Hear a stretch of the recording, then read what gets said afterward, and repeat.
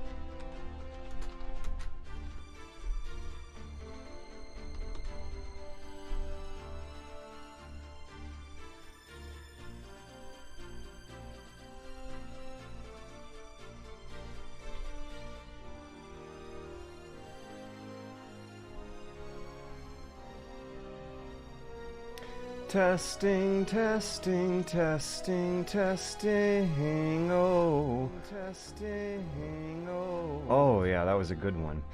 Okay, so, hello. We only got 3 people in here right now. Got it, but that might actually be a good enough time to start. Wait, no, I have food cooking on the stove I need to get, and then I'll start.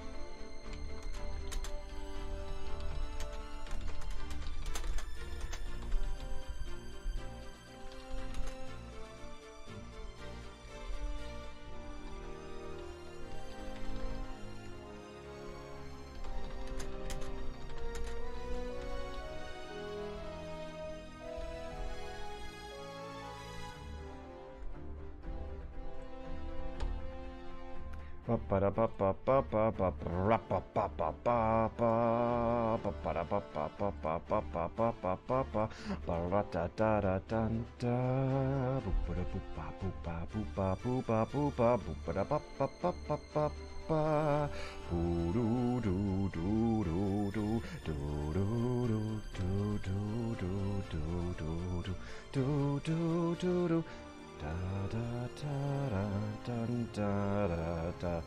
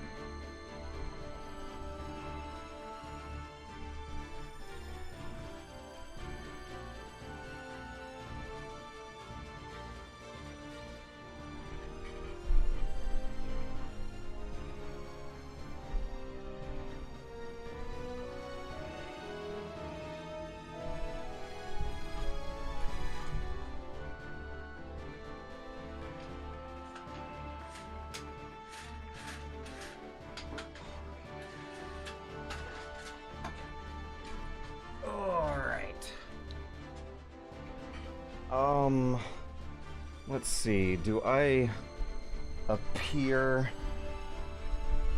socially recognizable enough and sound coherent and understandable enough to get this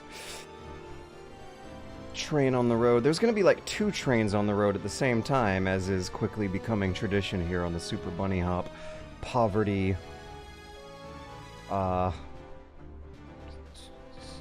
sustenance streams. Yes, I'm gonna call them sustenance streams from here on out.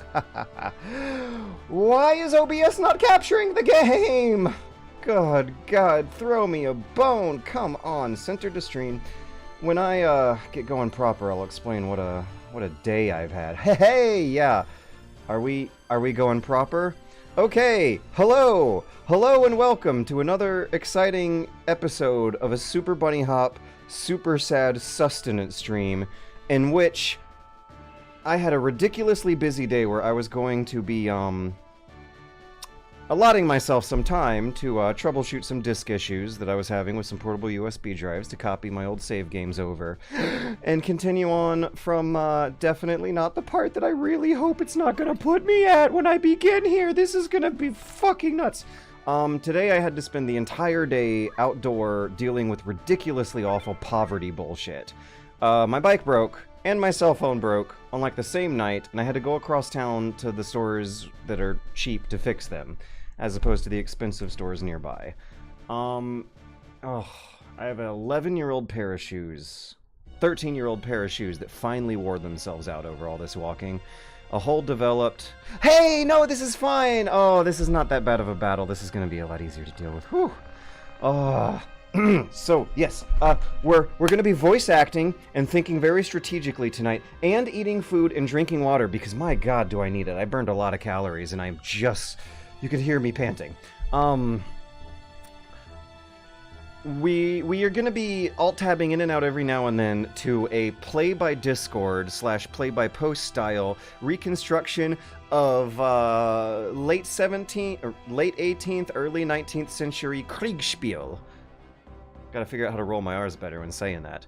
This is a video topic I've been working on that is a massive iceberg. I'm at 7,000 words at this point, and I in order to complete this thing, should have some degree of hands-on experience with the thing, right?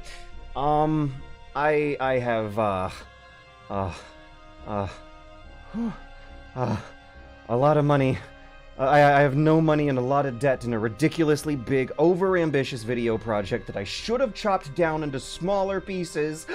But no, I've committed to the really big, long, 3,000-year-long history of strategy games with a particular emphasis on Napoleonic Kriegsspiel circa 18th, 19th century.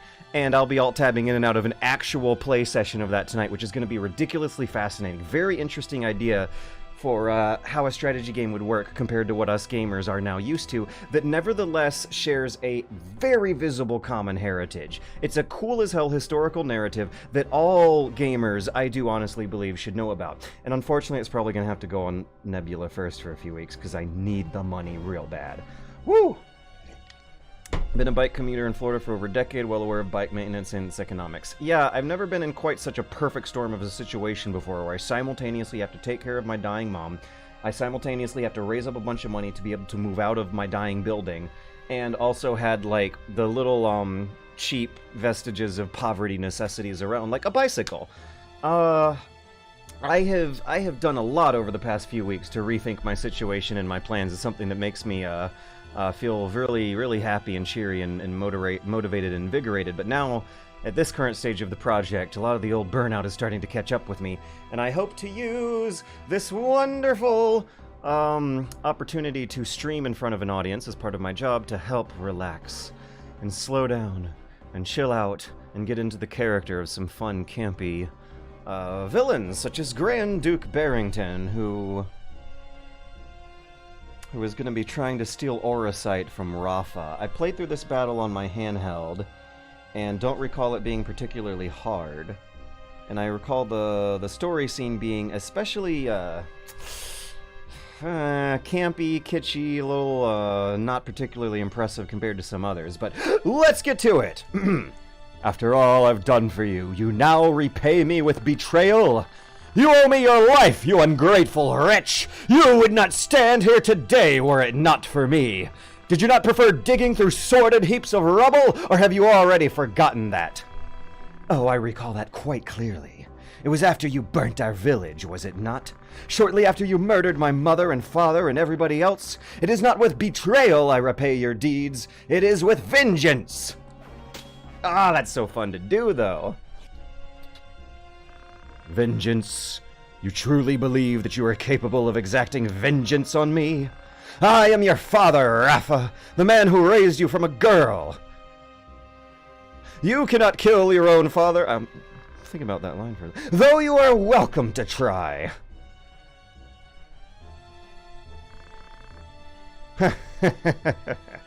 But you can't do it. And do you know why? It's because the flesh remembers, Rafa. It remembers fear, cold and trembling. But it will not always be so.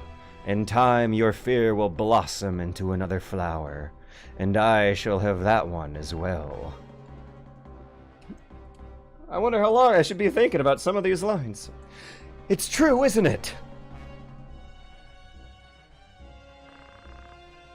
You meant the words you spoke just now. You turn on me as well, Marak.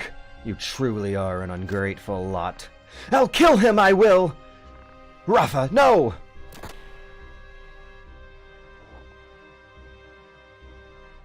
Marak! Speak to me, Marak! Oh, father, no!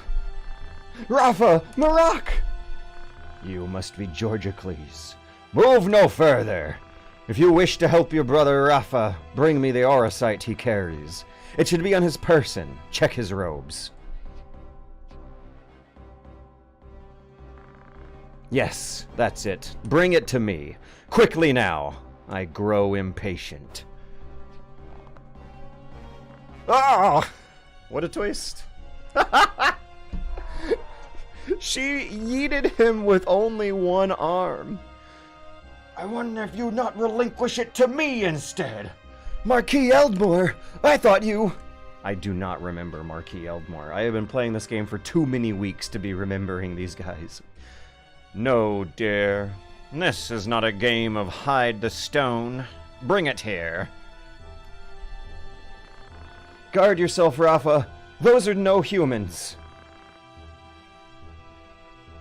You must be the heretic, Georgicles. I suppose I owe you my thanks. Forgive me for not expressing my gratitude sooner.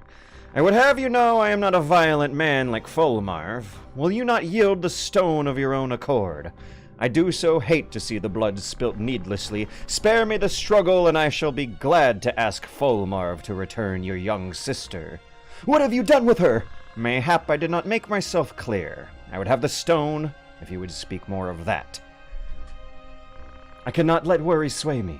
It must not go to him. An adoring brother you must be to trade your sister for a stone. After all you've faced in coming here, you leave her to her fate? I have no words for you. Indeed, it seems the time for words has passed. Celia, Letty, the girl carries the orosite. Take it from her corpse. This is fun. It is so fun to read those out loud. So, I'm going to be alt-typing into Kriegsspiel for a bit after briefly mentioning that I saw a GameFAQs thread earlier today complaining about the translation. Oh, God, I can't believe how childish one would have to be to not get a bead on the overacting and theatricality going on here. But yeah, let's see if any of my poverty tear-jerking worked tonight. Steady Pace is saying, "Aw shit, that sucks, man. I had my bike stolen last week. I share your pain." So bike wasn't exactly stolen, it's just broken. The thing is that there's some mysterious leaks that keep popping on the rear wheel. And it's a huge pain in the ass to find a tiny little piece of pointy material that's embedded in there that might be so small. I gotta really zoom in, shine a flashlight on it. Another trick is dunking the tube underwater and looking for bubbles to start to come out from the leak in the water. I don't know if I can talk with as much breath as usual today, guys. So the cheap bike store was about a four mile or so walk away. I combined walking with public transportation to get there dirt cheap, buy some dirt cheap patch materials, another dirt cheap replacement tube. So I still got a bike, and I was still able to repair it dirt cheap. On the way, I ran some other errands and got some other supplies knocked out through these big giant department stores that I haven't been to in months. And after not going to a big giant department store for a few months, I've mostly been going to a grocery store for the past few months. And, very delicately planning this out to minimize all the trips in the past few weeks. But, yeah, my central nervous system in there got hit with the kind of overload that reminded me of going through some of those stores in Tokyo for the first time. The layouts are confusing. Yeah, I didn't know where the pet supply section was without having to walk past every single other one and getting my creature's eyeballs that I pilot around the world was getting eyefuls of all these temptations to buy things that I shouldn't be buying. But I ultimately got out of there with better set of moves than I want. I'm trying to figure out new methods on how to clip Eddie's toenails. I got a cheap little electric toenail clipper that I'm going to try working with, and also happily found out that the grooming services at Petco are a lot cheaper than I thought they would be, so that's good news too. There was a little bit of a false alarm a few days ago that I did mention on stream because it could potentially require some tear-jerking donation money. Eddie's fine. He does not have to go to the vet anymore. He got over it and is wonderful as usual and happy and energetic and super playful. Eddie, Eddie, Eddie, Eddie. Eddie, Eddie, Eddie, Eddie. Where are you at? Where are you at? He's probably just wanting to sleep right now. But, I've been jogging with him and exercising with him. Oh, hello! And, there was a really stormy week a couple weeks ago, and he has bad storm anxiety. And for days upon days of that week, he was all huddled up and sad and depressed, and I was a little worried about him and thinking that maybe I should take him to the vet for that. But reading some online guides was enough to start getting him into a routine where he might not have such negative associations with the storm anymore. And his health has also come back perfectly fine. We've been exercising and playing and running around the world having as much all the usual dog activities that one would normally expect out of a happy, healthy, wonderful little puppy boy. Ah, come on. There's the boy. A wonderful little boy. Gotta deal with shot records if you use Petco. Interesting. I think I might be able to get a hold of those from the real vet just fine, and then when I get paid for this Kriegsspiel video, I'll finally have enough money to throw around to not deal with any of this bullshit for a couple months. Oh, yes, I might be able to enjoy 2 whole months of the middle-class lifestyle, and one sure can dream. Anywho, yeah, Eddie's fine, and I'm, navigating how busy these 3 days are gonna be. I've got a lot of responsibilities and duties ahead of me, one of which is managing a introductory Kriegsspiel game, sorta cat-herding process here. Let me turn on studio mode in OBS and read some chat messages while I get the, window capture squared away, because I had less time than I thought I would to get technical difficulties sorted out. And that might be a thing to consider with this Kriegsspiel business going on, because privacy of my Discord friends is a important matter. Ooh, this is gonna be good music to be Kriegsspieler into. So let me chop off some avatars and turn on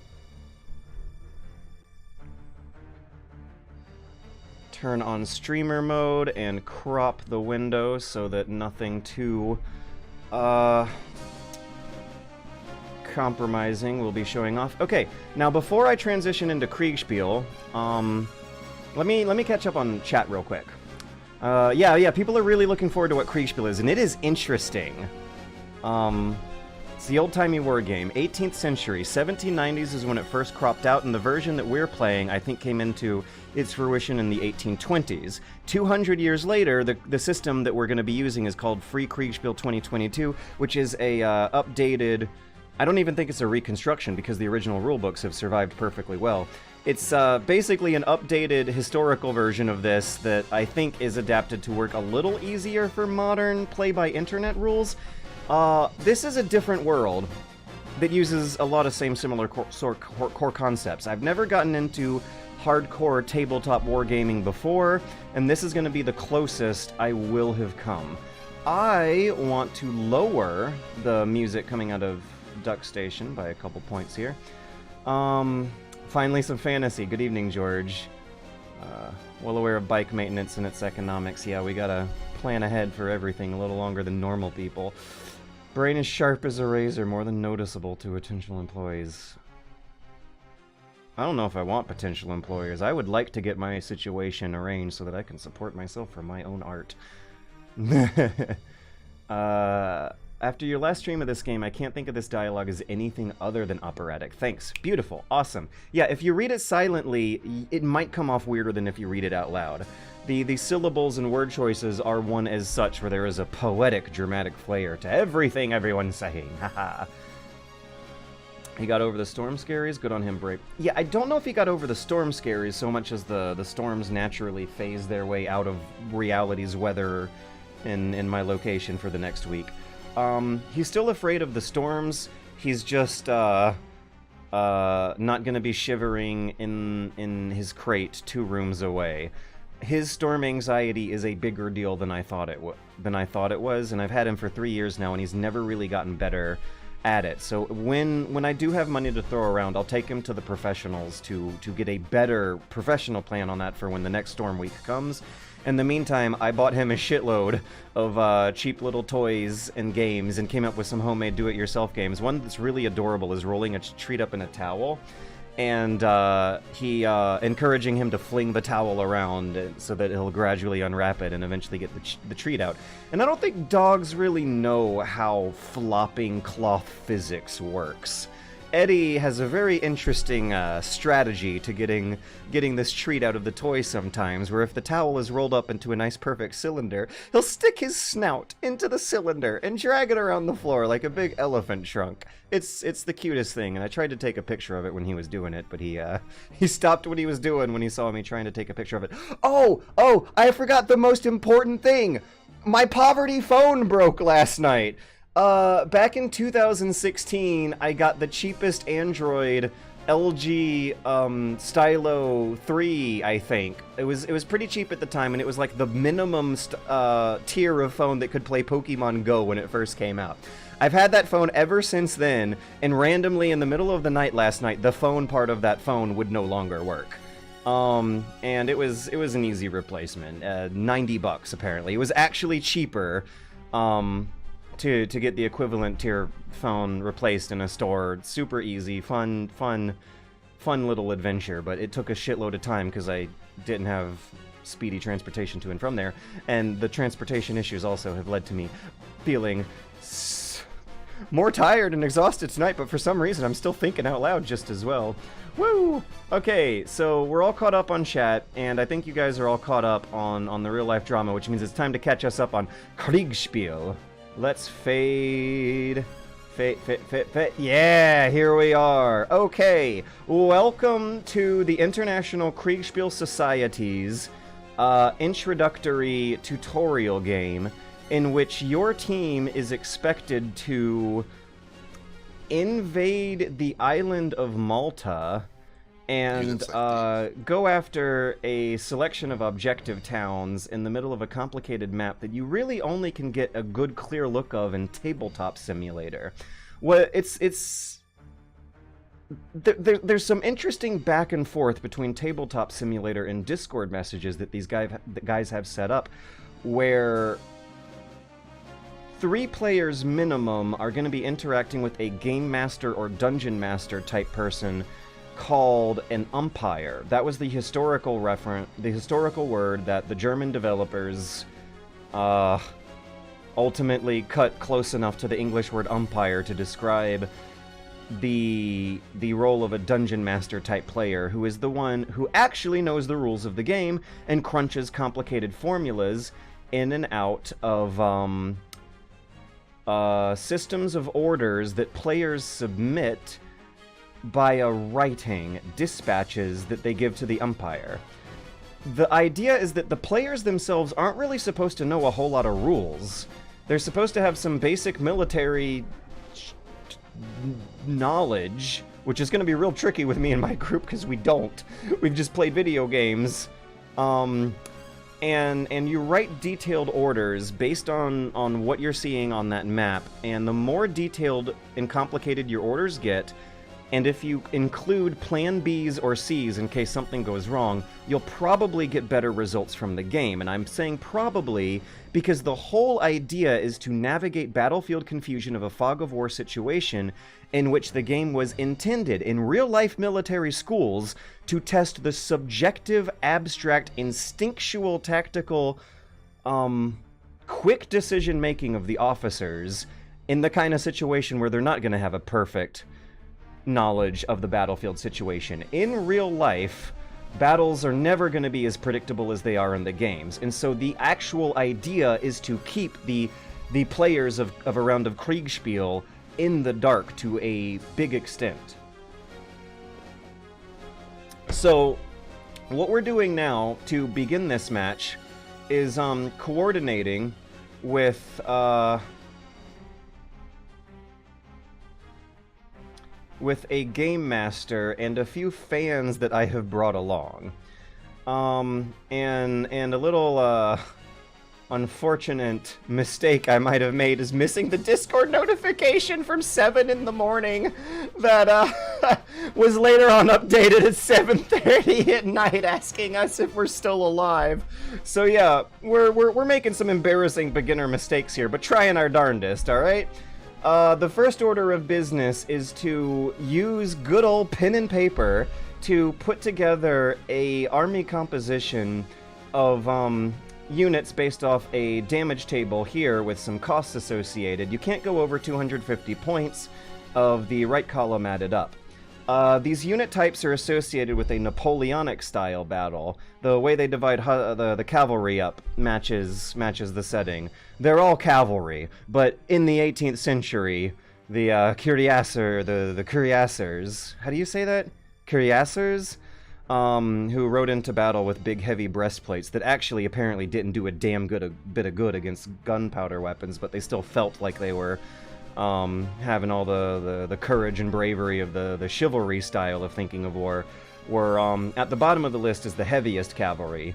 You got dragoons, lancers, hussars. Nowadays we basically would call them cavalry, and I think the actual retrospective military science that they're teaching the officers nowadays is that back in the Napoleonic era, this such a fine division between cavalry ultimately turned out to not be as useful strategically as, or strategically decisive as they thought at the time.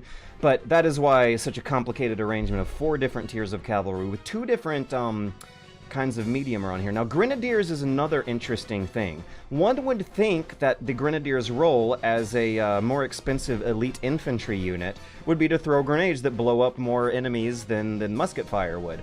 That turned out to not be the case. Around the 1600s, during 17th century warfare, there were units of grenadiers that were throwing like cartoon pirate, swashbuckling pirate-style cartoon bombs at the enemies, and those were heavy and required real big upper body strength to hoist and heave and throw at such a long distance that it would actually cross the 300-meter or so musket range gap of... No. If they were throwing, they absolutely would have to be close range than musket. So yeah, big, strong men who were especially not afraid to die are grenadiers. Maybe quasi-medievalist, chivalrous, rich aristocrats who are not afraid to die are the cuirassiers. Artillery is split up between foot artillery and horse artillery. Thankfully, we don't have to deal with thinking about whether or not we want to use 6-pound guns or 12-pound guns. Apparently, that's a thing that games of the era like to simulate that can get quite complicated. So what we have here is a Discord channel called the Yellow Staff Tent, where we're going to be role-playing as big-brained military geniuses that are going to increase the lighting and exposure of their webcams as the night goes on, and try to adjust their sweaty-as-hell bald bachelor hair. Cool.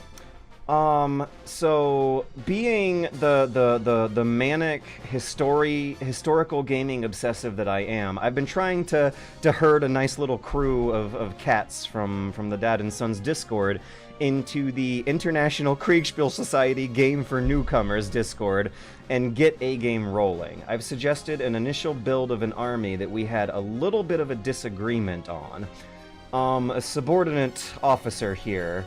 I believe there were no objections to me self-appointing myself as the leader of the group. Game Master has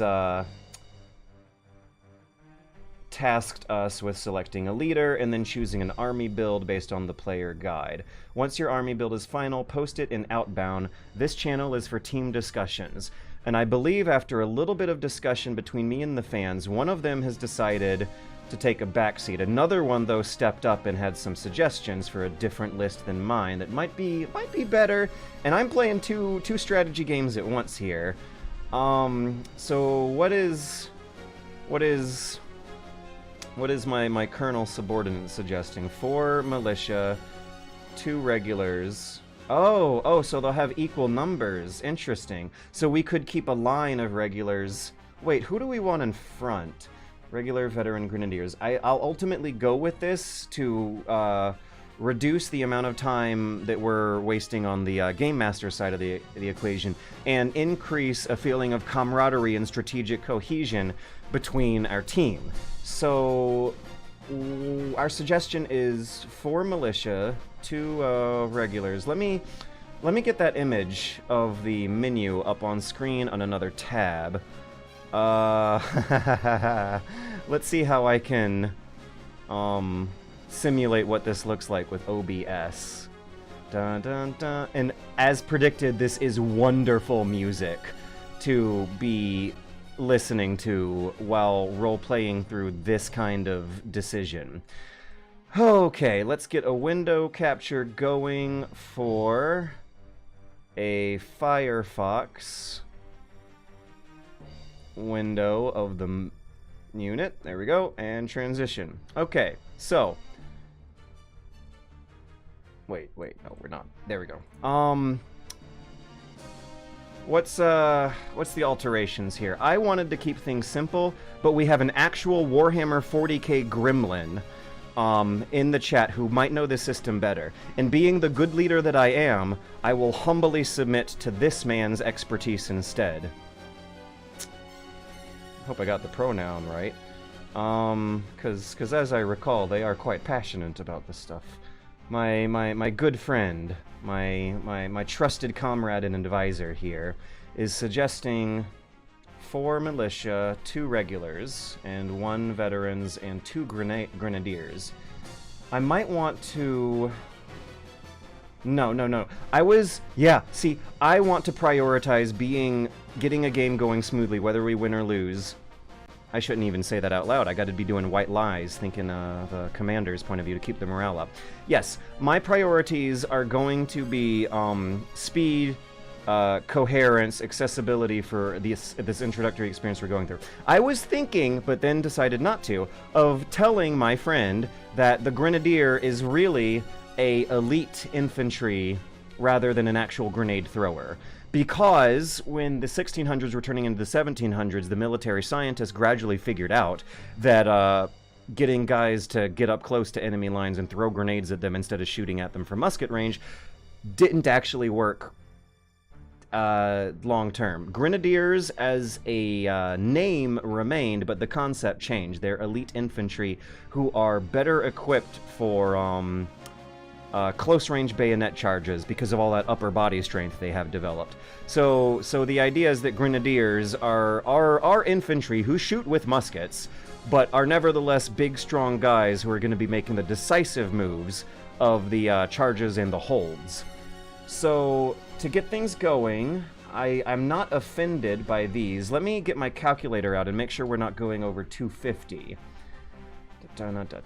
And in order to capture the strategic chaos of what tough, quick decisions I am having to make here, let me get a window capture for the calculator on the screen as well. Boom! Okay, so Colonel is suggesting 4 militia who are 6 points each times 4 is 24. Math checks out. 2 units of regular times 2 is 24. Yeah, I don't need 115. 19 times 2, that is 36, correct? I'm not going to try to type in the dark. I'll use the keep... Oh, no, and I just remembered I need to be wearing my... I should be wearing my carpal tunnel glove for this. I've been so busy that I'm actually starting to feel carpal tunnel symptoms in my fingers and my wrists. And I'm still looking at messages from kids who are confused about why I haven't been releasing videos for free while my mom is dying and I'm in poverty. But anyways, we're not seeing any discrepancies on my man's math here. We have 3 fab. Oh, good acronym, buddy.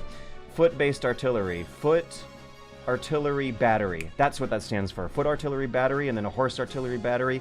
We got 2 foot artillery batteries for 46 points total. 3 actually. Foot artillery is 23 each. 23 times 3 is 69. We did not get the math right. I don't know if he fully knew the rules. I will refine his choices to one that is in the budget. So 2 horses. 25 times 2 is 50. He got the math right on that one at least.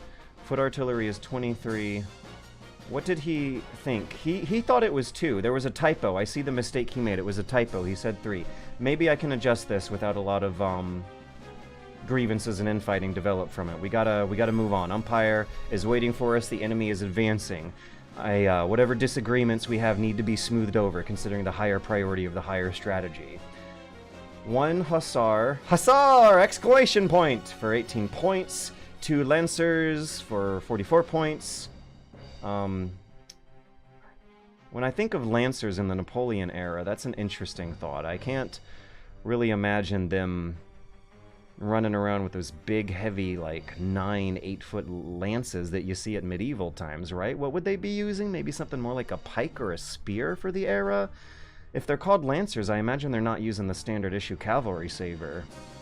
Maybe some of these cavalry have pistols or something? Maybe a shorter carbine rifle? I don't know, but we gotta make our decisions and stick with it, and he made a mistake here, unfortunately. 1 dragoon is worth 20 points, 2 lancers is 44. Total 249. But that's probably not the case. Let's add this up and check him on that. 24 plus 24 plus 15 plus 38 plus 13 plus 46 plus 50 plus 18 plus 44 plus, oh no, plus 20. We're so over budget. Okay, I'm gonna send him a reply right now and tell him that the math is off. I think your math is off, Corporal. Check the sheet again. If you don't reply soon, I will refine the selections myself and send them off. The enemy won't wait. Oh, Eddie. Eddie's requesting leave. Good job, buddy. Rest and relax. We'll come back stronger. The enemy won't wait. Time is of the essence. Exclamation point. Message sent. Alright, math is way off here. So how do we fix this? 24 plus 24 plus 15 plus 38 plus 13 plus 46 plus 50 plus 18 plus 44 plus 20. I'm coming up with 292. How... one easy mistake they made was with the foot-based artillery at 46 points. I need a scratch paper. Notepad. Let's get a notepad up.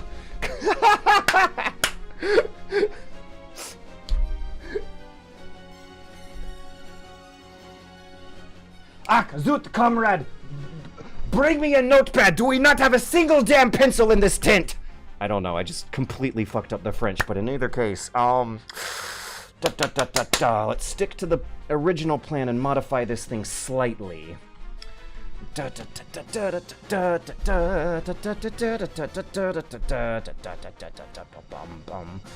We're adding a new window capture to the stream. We're gonna be capturing Notepad this time. There it is.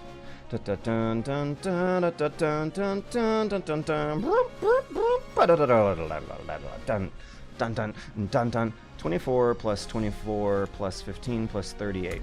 101, that seems fine. I don't think he made a mistake there. Light infantry, yeah, what is this? What is this LIR? Light infantry regiment. Okay, 13 plus 13. No great offenses there, but if we change 2 foot artilleries and adjust that price to 46, we then have 90 more bucks to go, plus 2 horse-based artillery. I think 4 artillery is going to be too much. And I also think we're too fat on the infantry. In Napoleon Total War, the militia are garbage. They are not decisive. They are for defensive screening in the very rare situations in Napoleonic.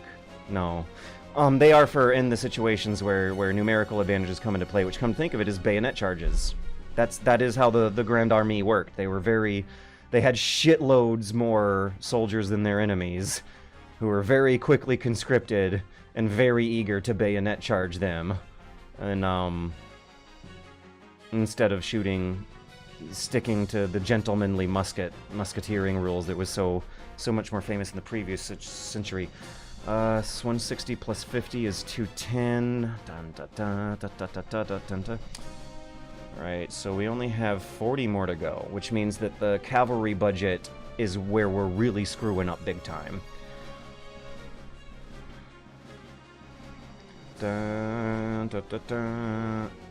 There's no way they had this much time to think about it in real life.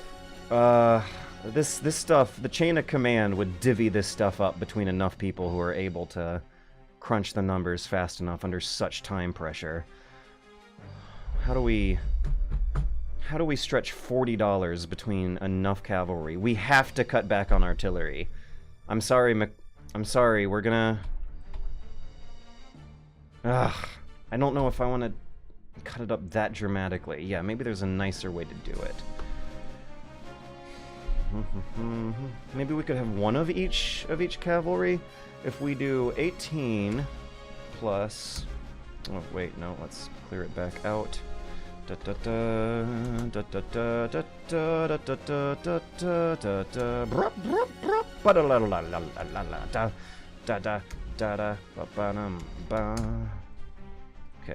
we got 210 as our total point value for all the units above this line, plus 18, plus, now let's go with only 1 unit of Lancers for $22, and we're at budget.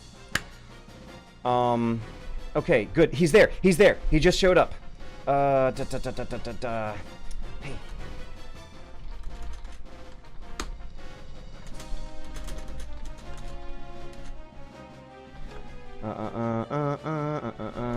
We gotta cut down on either cavalry or infantry.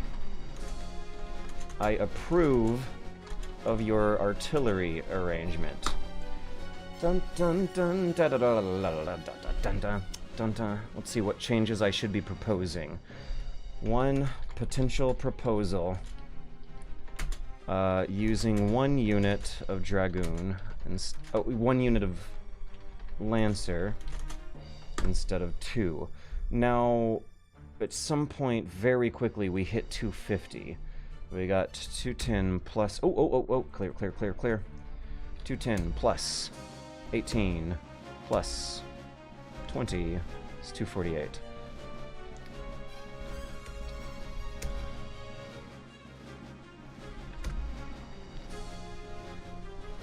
Instead of 2, and get rid of the 1 Dragoon. Everything else besides those 2 changes to the cavalry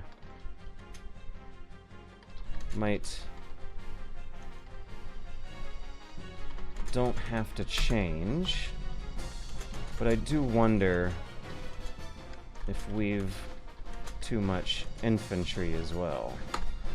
Okay, so if we get rid of the 1 Dragoon, let's call this Plan A. At which point we are kind of skimpy on cavalry, unfortunately. 24 plus 24 plus 15 plus 38 plus 13 plus 46 plus 50 plus 18 plus 44 is 272. My math was still off. Let's send him a thinking emoji with some snare drums behind it, because we are role-playing. We're immersed in this atmosphere here.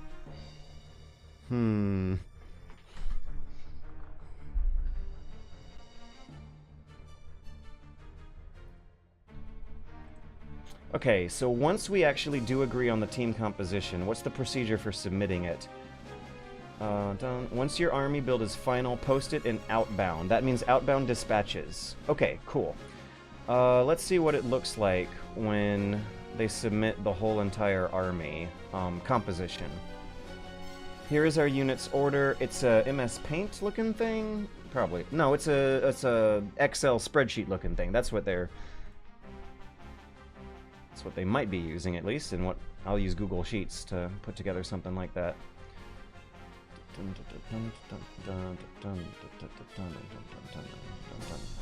Alright, we got an update from Colonel. We can cut 1 Dragoon, 1 Lancer, and 1 Foot Artillery Brigade for 250 total. Let me double check that. Check that. If math is good, it'll be agreed and sent.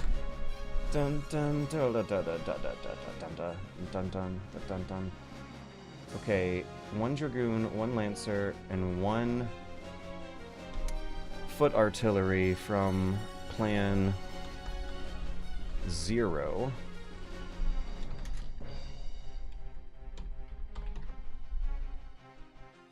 So let's cut 1 we can cut 1 Dragoon. That means delete the line entirely. 1 Lancer, delete the line entirely. Ooh. And 1 Foot Artillery. So we have 2. We're gonna be light on cavalry. I love my chafe. Basically just MIR. Which one was that one again? MIR? Militia. Basically just militia for flank fodder. And regular infantry to keep enemy anchored. Vets are for rear guard. We will be lacking in cavalry units, though. Yeah, actually, I'm feeling like changing my mind.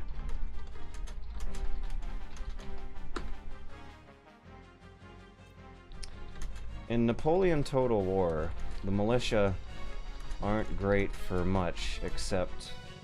He said flank fodder. Because, you know, if a whole bunch of militia with an incredible, overwhelming numerical advantage are bayonet charging them from a flank, they might be useful for that. But he wanted a lot of them, and that's not exactly what you do in the Napoleon Total War vision that I'm using as my baseline for what to expect here in actual 18th century Kriegsspiel. 4 militia is a lot. 4 militia is a lot. Maybe I should just be thinking out loud to him. No, I shouldn't. I should be role-playing and telling him white lies that might keep morale up. I should also probably double-check on chat and see if anyone's interested. Speaking of Napoleon, how's your Marseillaise going? Alles on pond, alles on... It's not going great. I've been practicing, but right now I don't have the lyrics in front of me and brain is all scrambled. Fun fact, when you're in poverty, singing is a great hobby to get into, because when you're walking down the sidewalk all day under the hot sun because your bike is broken, you can just sing along and the time passes like it's nothing. I was practicing some of this stuff while walking down the sidewalk, and it's great. I think it helps your social skills too. Everyone's giggling and smiling at you. Good conversation starter. I assume they are trashing for fodder. Oh, that's fine. Hence the question about acceptable losses. Right. One little role-playing conversation we had here was like...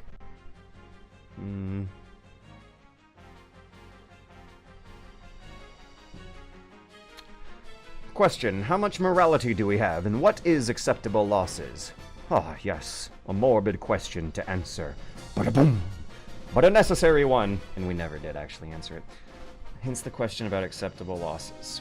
Priority, for now, should just be sending the umpire a good list.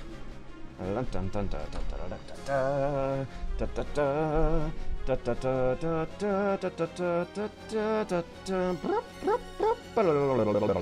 Bum bum bum bum bum bum bum bum bum bum bum.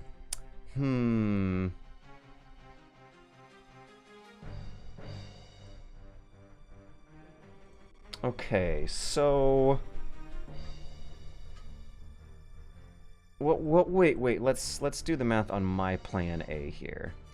4 militia for 24, 15, 38, 13, 46, 50, 18, 44 for 272. My math was still off. Yes, that's right. That's the same problem I came into. But if we cut off a couple militia, it's not going to make a big difference. They're just so cheap. Because we could cut both regular, buy one more militia, and afford on Hussar. So 5 militia, we ain't gonna win any fights, but we'll lock the enemy down for grenadier flanks. Now he wants the grenadiers flank. When he says flank fodder, I guess that means defensive screen.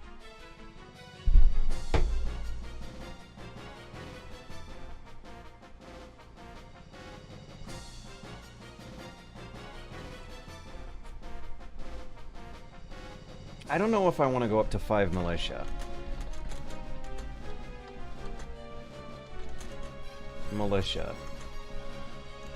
They are pretty garbo, so I kind of... Those are the expectations I am working with for Kriegsspiel.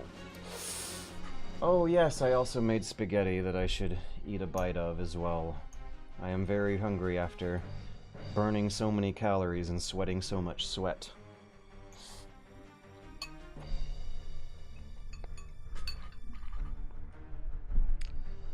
The best part about single male bachelor poverty, disclaimer, it's the best kind of poverty, easy mode poverty.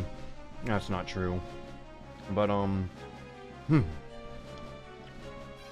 of the...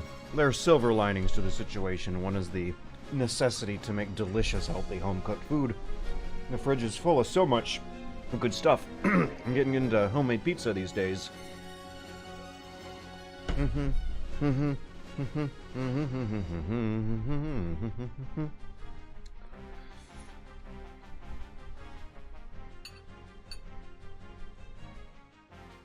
They're gonna be garbo, but they ain't there to inflict losses. They're just there to lock the enemy in battle long enough for a cavalry charge.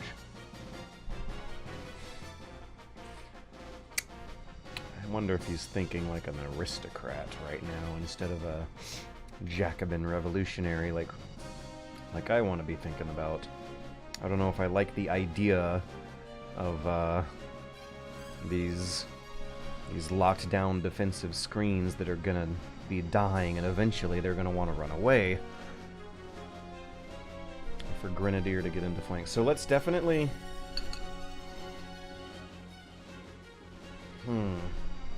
Let me make a new arrangement of simpler unit compositions. He does want us to have a differentiation between who holds the line and who is flanking. So if we have 4 militias, that'll be 12 points. Regular, veteran, and grenadiers. We are gonna want grenadiers flanking. They're gonna be bayonet guys. I think we should we can also go quality and cut 2 militia for 1. Yeah. Let me quick stamp on that one. Yes. This. Go quality. Cut 2 militia for 1. Regular. Okay. So. Okay. So what? Make the updated list. And also go quality and cut 2 militia for...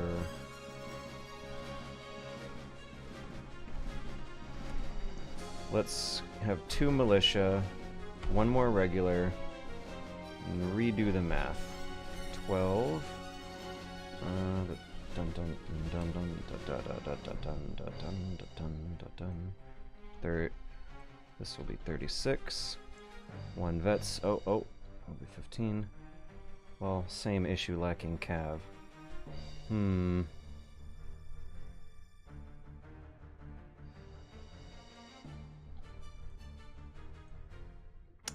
I don't know if these veterans are going to be necessary. 2 times grenadiers. 38.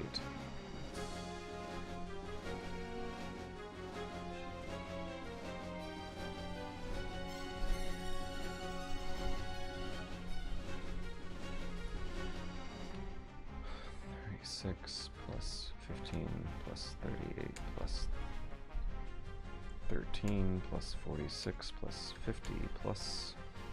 Now we're gonna go over budget.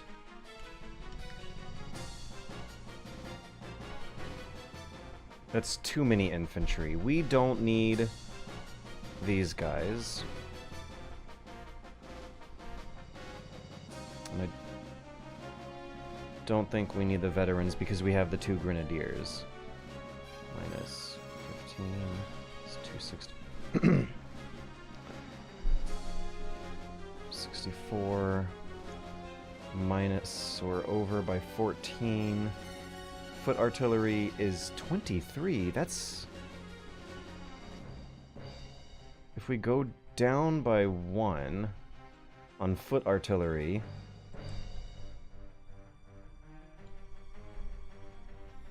Could we actually have $9 to spare? 2 militias, 12. 3 regulars is 12, 24, 36. I really need to use the mouse, not the keypad in the dark. I'm gonna make too many mistakes. 2 grenadiers, 19 is 38. 2 foot artilleries is 46. 46. 2 horse artilleries is 50. And we're at 182.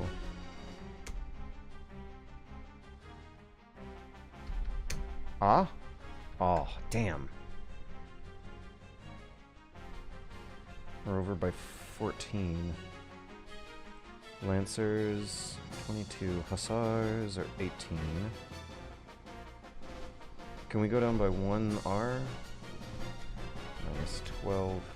It'd still be over.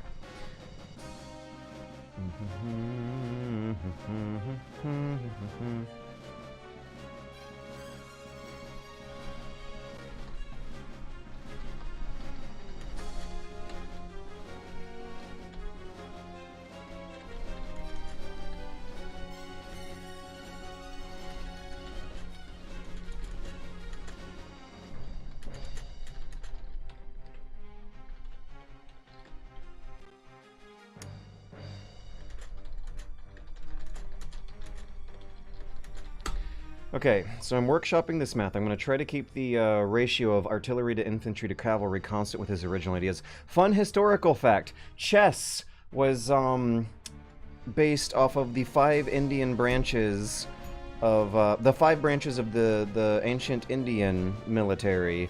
When it made its way to Europe, they didn't really change the amount of branches that much. Over the course of the 1500s to 1600s, and then some of the 1700s, ridiculously complicated chess variants came out where they kept adding new and new pieces for every new military unit that was showing up in real life, until eventually the proper branch of strategy wargaming split off of that and simplified things down to just these 3 categories, which evidently also correlated with what the real-life military science was going through at the military schools. Infantry, cavalry, artillery. In Napoleon Total War, you have a handy hotkey on your keyboard that immediately selects all 3 of those categories.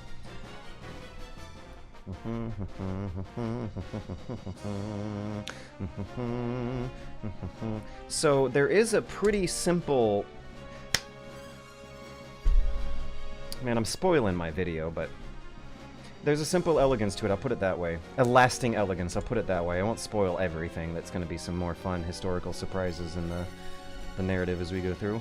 Dun dun dun dun dun dun dun dun dun dun dun dun. But it is about politics and gaming. It is totally, absolutely a long, detailed, exhaustively researched narrative about how political video games are.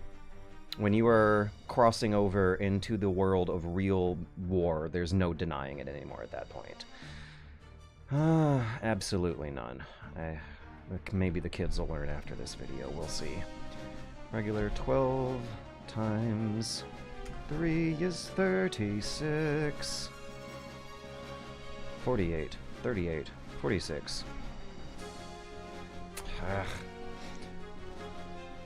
Adding 12 to 36, and then 38, and 46, and then 50, and then 18, and then 44, and then 20, and so we're over budget by 14, but I thought I accounted for that somewhere in my picture a few seconds ago. So how do I chop off $14 from this order form? Can we... Yeah, let's go down by 1 on regular.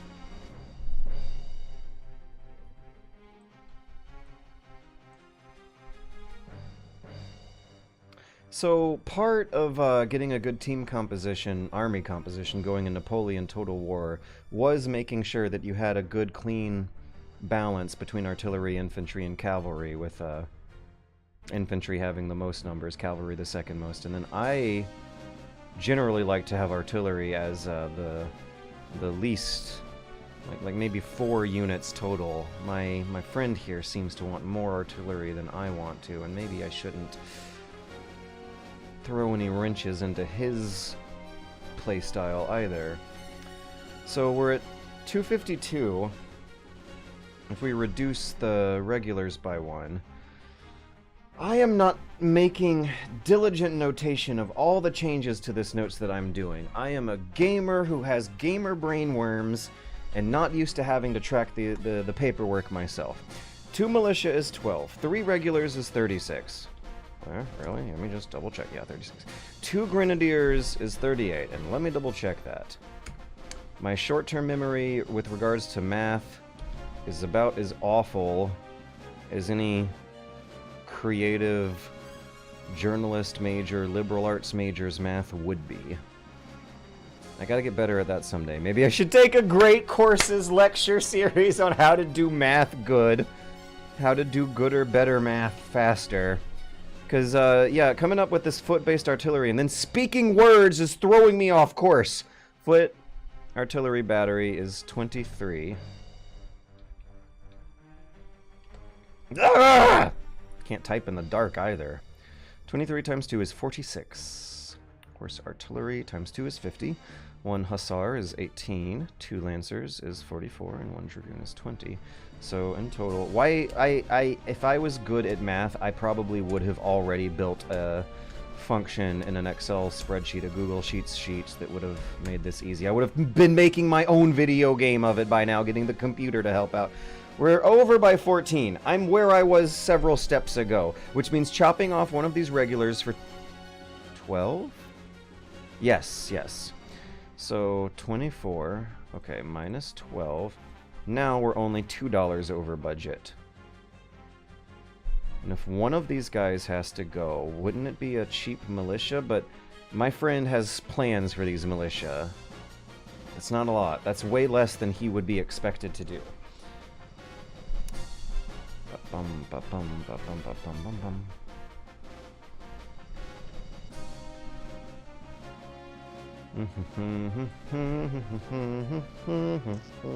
Dun dun dun da da da da da da da da da da da da da da. This is not an easy choice. I'm gonna add that 3rd unit of regular infantry back and make a different sacrifice than that one. 12 times 3 is 36, so we are $14 over budget, which means 250 plus 14 is 12. Yeah. 264 is where we're at now. 264.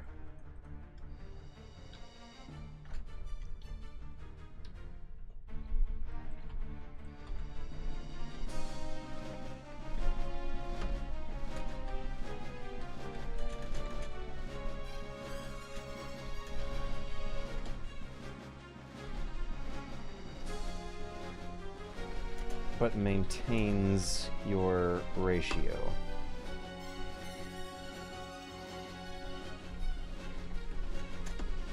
Someone's gotta go, and it's a tough decision to pick who.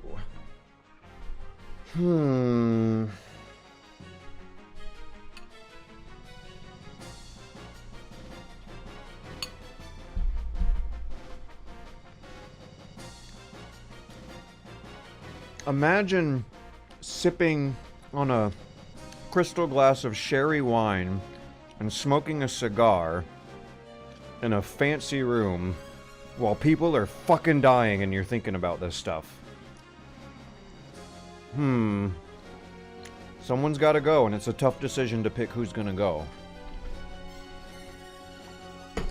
Gosh, when you read Napoleonic history, some of these aristocrat commanders are fucking monsters. They are only partially human creatures who saw themselves as the reapers of the lower classes. The pre-Napoleonic 17th century royal army were usually recruiting drug addicts, drunkards, criminals, outlaws, and vagabonds, just the absolute bottom schmucks at the bottom of society who had no other options for a job and actually consciously thought of it as an... Oh my god, I can't stand it.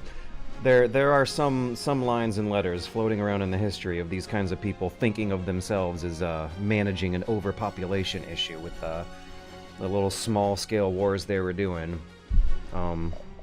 Thinking of it as an actual game with actual death, and it is fucking disgusting how they tried to incorporate it into the refined, sublime tastes of fine gentleman culture. Oh boy. I think I much prefer generals wearing baggy, ill-fitting fatigues that don't look very colorful or fantastic and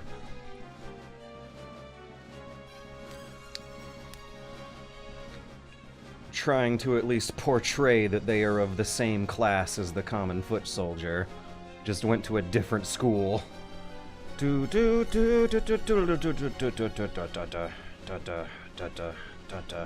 Maybe hussars. Okay, so we got a new list here. Infantry, 3 militia for 18, 2 regulars for 24, 1 veterans for 15, 2 grenadiers for 38. Let me double check the math. Total 51. Now we're $1 over budget. Ooh, this is more heavy infantry arty list though. Militia is going to be important to hold units down. He is saying, I wonder if that's how it's actually going to turn out though. I don't think I have as much confidence as he does in those guys. Regulars are going to ensure that it ain't just instant retreats. Never mind, he planned for it. We're good. While grenadiers get to flank and weaken the enemy. $1 over budget. Yeah. Okay, no, gotta keep it together. I'm not gonna scream. I'm instead gonna go,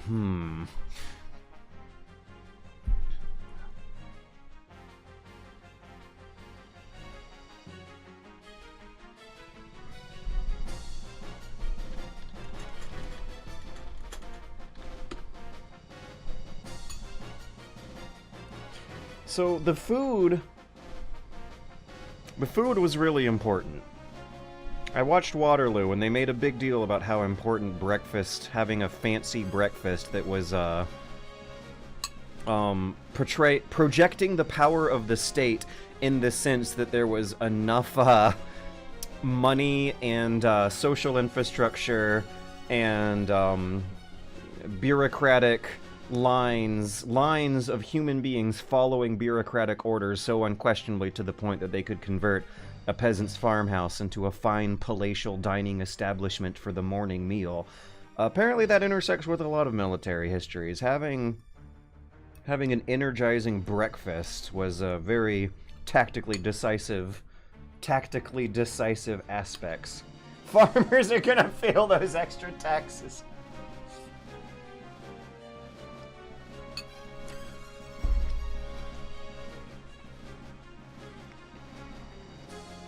So if we are at 261 and chop off $15 worth of veterans, and then add one extra regular,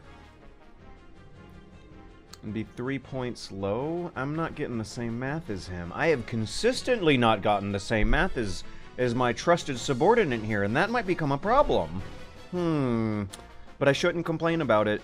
I should think of ways to adjust and adapt to it. We can't have infighting. We can also cut bet for one more extra RIG and be 3 points low.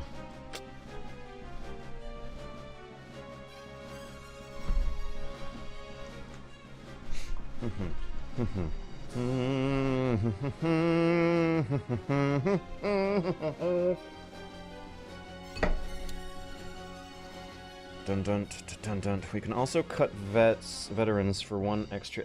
Yeah, like he made the suggestion and the math didn't check out and my thoughts kind of stopped, but I need to keep going. So cut veterans. Let me work. Try to work through his intentions. His math is not good, but I can at least work with his intentions, and that's how I can do this without slowing things down into an actual argument. So do we think it's more value to have one veteran and lose 6 points of militia, or is it better to lose one veteran but gain a regular and be 2 points under? But second. Better to lose one veteran but gain this. Okay, let me put together a new and check the math.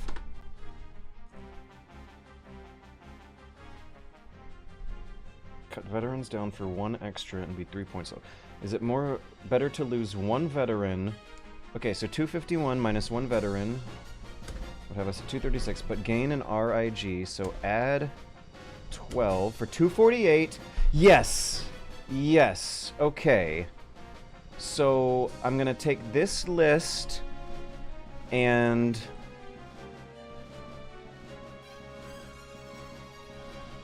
is that the whole list? What's the formatting doing?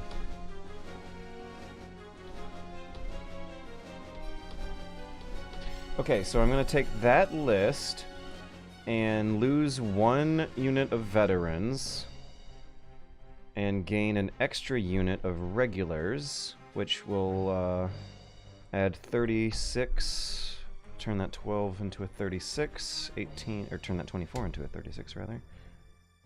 Oh my god, I did not change the, yeah, 24 to 36, so that'll be a 3. 3 militias, 6 times 3 equals 18,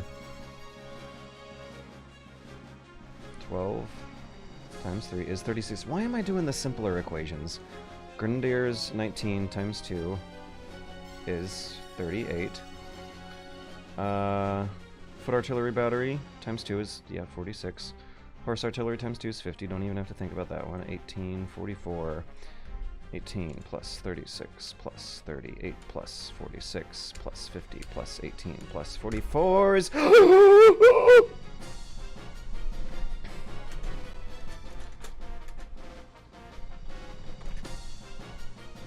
I don't get it.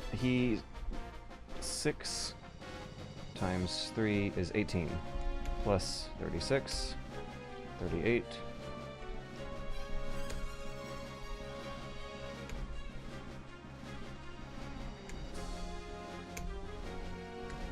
It's perfect. It's perfect. Okay. This will be the list I'll submit to, what was the instructions?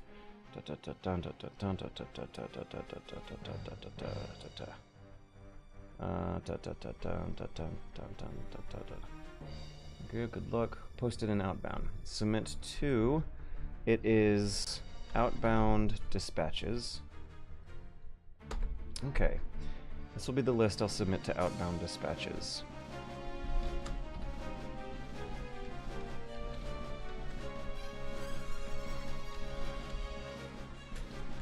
Let me just make this a little easier to read for the game master.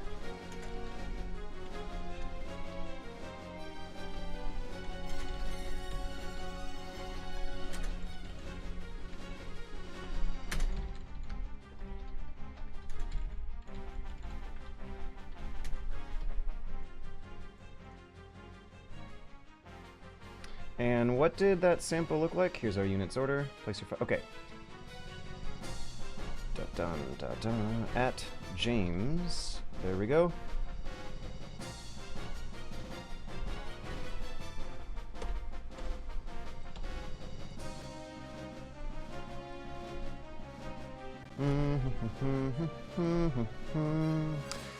I think we can go to Final Fantasy now.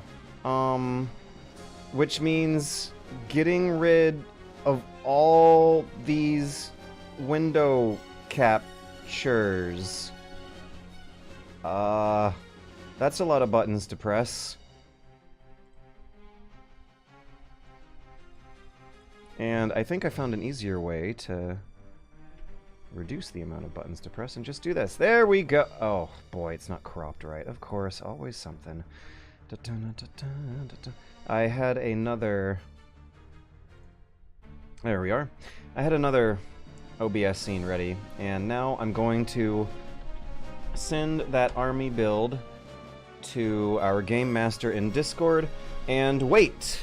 The game master is going to take things from here on out. Okay, let me actually send that as an update to everyone else I roped along in here. It's 1, 2, 3, 4. There are 4 of us.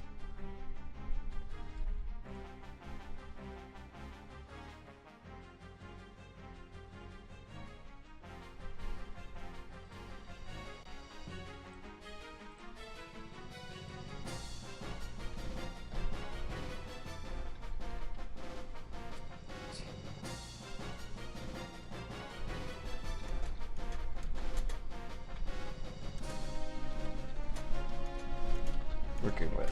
It has been submitted as an outbound dispatch to the Empire.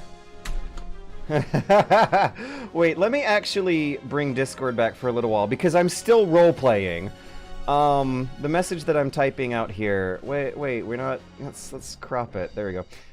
Okay, this will be the army composition we'll be working with. It has been submitted as an outbound dispatch to the Empire. If you close your eyes, you can close your eyes and pretend that all of us were discussing this in a tent or a fortified farmhouse and just sent runners back. How would let me know in the Twitch chat what visual do you have in your mind? What metaphor were you visualizing for sending an outbound dispatch as a request to okay, all of us, and just sent a sealed message to a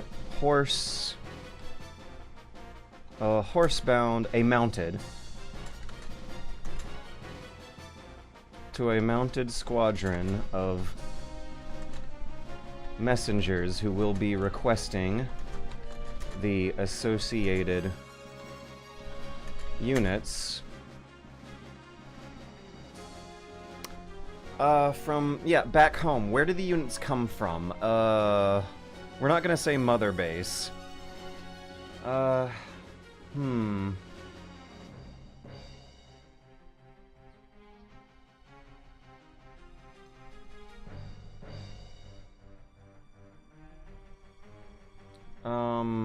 associated units from, let's just say, the larger... from the rest of the Empire with a capital E. There we go. Alright, Kriegsspiel. We have played Kriegsspiel. The GM of Kriegsspiel will be updating me soon about the next step I gotta take to herd these cats into a historical military role-playing war game to be played asynchronously through Discord.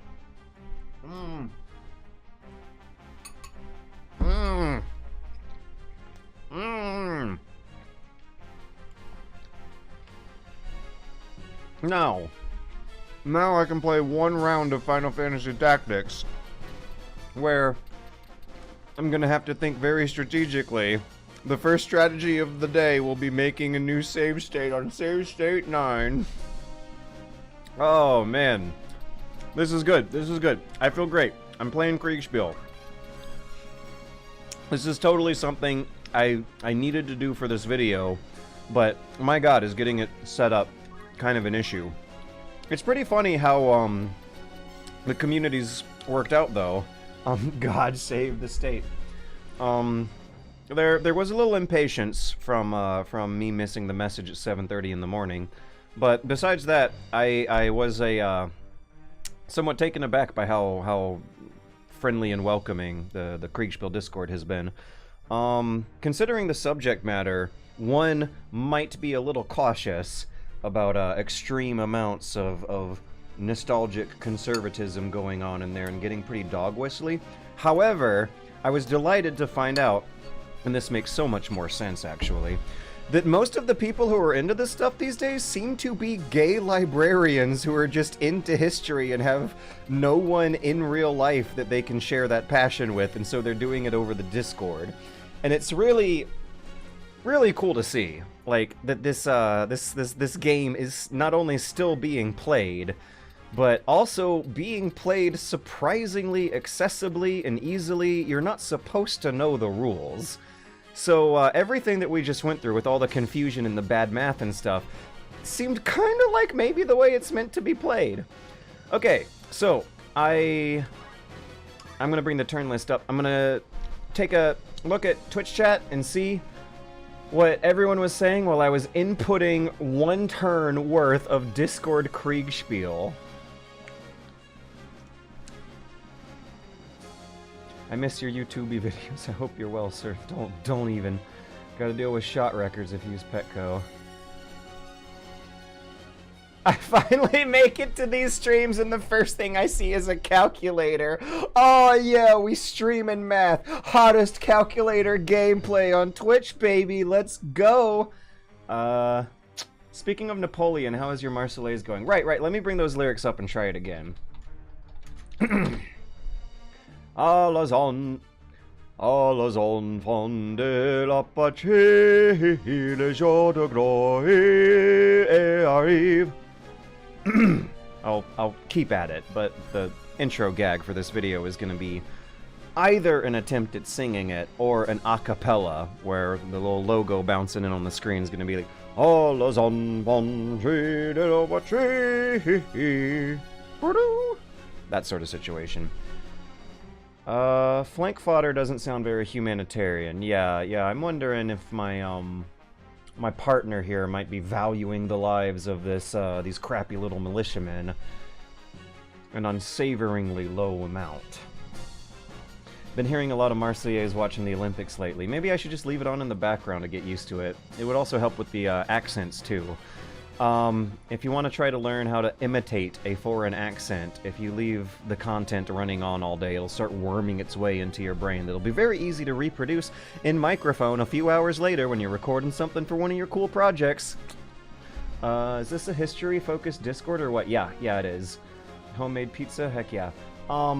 They have a delightful memes channel where they're all posting reaction gifs from the 1927 Abel Gance Napoleon, which for the record was a way better movie than the Ridley Scott Napoleon. Unfortunately, not as good a movie as the Waterloo Napoleon from 1976. That's the best one.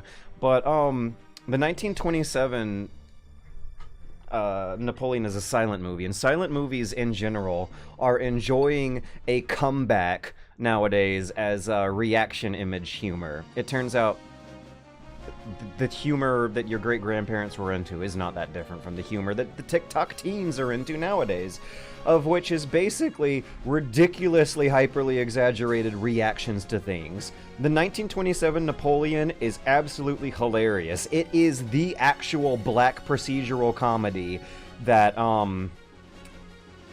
that the Ridley Scott Napoleon movie is better watched as. Black comedy? I don't know. There's definitely a sense of humor to it. In all of these movies, the directors and scripts, and even some of the contemporary historical figures themselves, think that this justification between highly refined, aristocratic, gentlemanly culture and the absolute brutality of the world they were living in was kind of funny. In 1927, they're kind of closer to that late 1700s culture, and thus seem to be regarding their modern era as especially funny in comparison.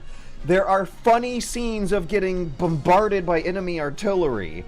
That's weird. From World War I and onwards, that never would be a funny situation. In 1927, the more anti-war sentiments after World War I were already well under sway. However, there's these really dissonant scenes by modern standards in the 1927 Napoleon movie where the cannonballs are crashing through roofs and civilians are running away fleeing, and when the soldiers show up, they do a Charlie Chaplin or Buster Keaton comedy routine where the cannonballs are bouncing all around the rooms in hilarious, silly, unpredictable ways, and sometimes they're rolling around on the cannonballs, and it's funny. And getting shelled by enemy artillery has definitely never been a funny scene to depict in any movie ever since. Anyways, I went on a little rant about how this is one of the few places on the internet where reaction gifs from that movie are a living, breathing tradition. And for film buffs who are into that stuff, that is inspiring. Oh boy, in 2024, people will say war isn't political with a straight face. Folks went mad over the last decade. American culture seems to consider war to be a fact of life, some kind of cosmic force. War has always existed and will always exist. I don't know. When I was growing up, my father was telling me that war was a failure of diplomacy. But when I'm reading these histories about, what people were like before modern nationalism, it sounds like that was the case. Yes, no, okay, I'm sorry, Z. Smith. Correction. American media about war never seems to question if the war is necessary. I disagree, or desirable. I disagree. It just is. War happens. Deal with it. I think that nowadays, from the times of Napoleon onwards, war has been by and large viewed as a failure of diplomacy and a tragedy of the human condition. But not necessarily necessary and absolutely positively 100% not desirable. It is, I would argue, a minority of the famous war movies that got remembered that depicted as that, and also a part of the cognitive dissonance of the audience itself, like how recruitment drives after Full Metal Jacket spiked, even though Full Metal Jacket is a vehemently anti-war movie. All the famous anti-war movies of modern times, all the famous war movies of modern times are particularly anti-war. Even Star Wars would rather not have the Star War happening. The Star War is a failure of the diplomatic system, very delicately explored in the prequel trilogy. Not a necessary or glorious thing. It is a tragedy of the Galactic Republic failing to stabilize the Outer Rim systems or whatever. You could actually get a better look of how to make that judgment by reading real books. Yeah, I would argue this based on how much worse it used to be! War was in Homer, in the Iliad. I'm doing an adaptation of the Iliad where war is a necessary evil and dying young on the battlefield is considered a good thing. For so many thousands of years, it was not the norm for anti-war movies to be the popular depiction of war, even though it still didn't result in the end of war in real life. Modern people, I would say 95%, if not more, absolutely ubiquitous idealism of the modern world is that war is bad. American media might be more sanitized than most, but still sticking to that simple statement. This is how war can be considered non-political, since it's detached from politics bullshit. Under that mindset, war isn't the result of decisions made by people bullshit, but instead a force of nature that happens randomly for no reason. Yeah, no, So now everyone's arguing about ideology in the Twitch chat. That's awesome. Now you're reminding me of how Zuckerberg loves civilization. God almighty. And I hate how many kids are going to be visualizing international relationships as a game of Civ. And I hate how many real, actual, powerful people in control of international relationships see it as an excessively complicated version of a game of Civ. Like he might think he's actually playing real-life Civ with his wealth. I guess having good food was good for morale, and still is. That's true anywhere. Yeah, famous stories from World War II also seem to indulge in that military historians, cocktail party discussion topic of how good food apparently is a really important, decisive factor to real-life war. Logistics is throughout all of history.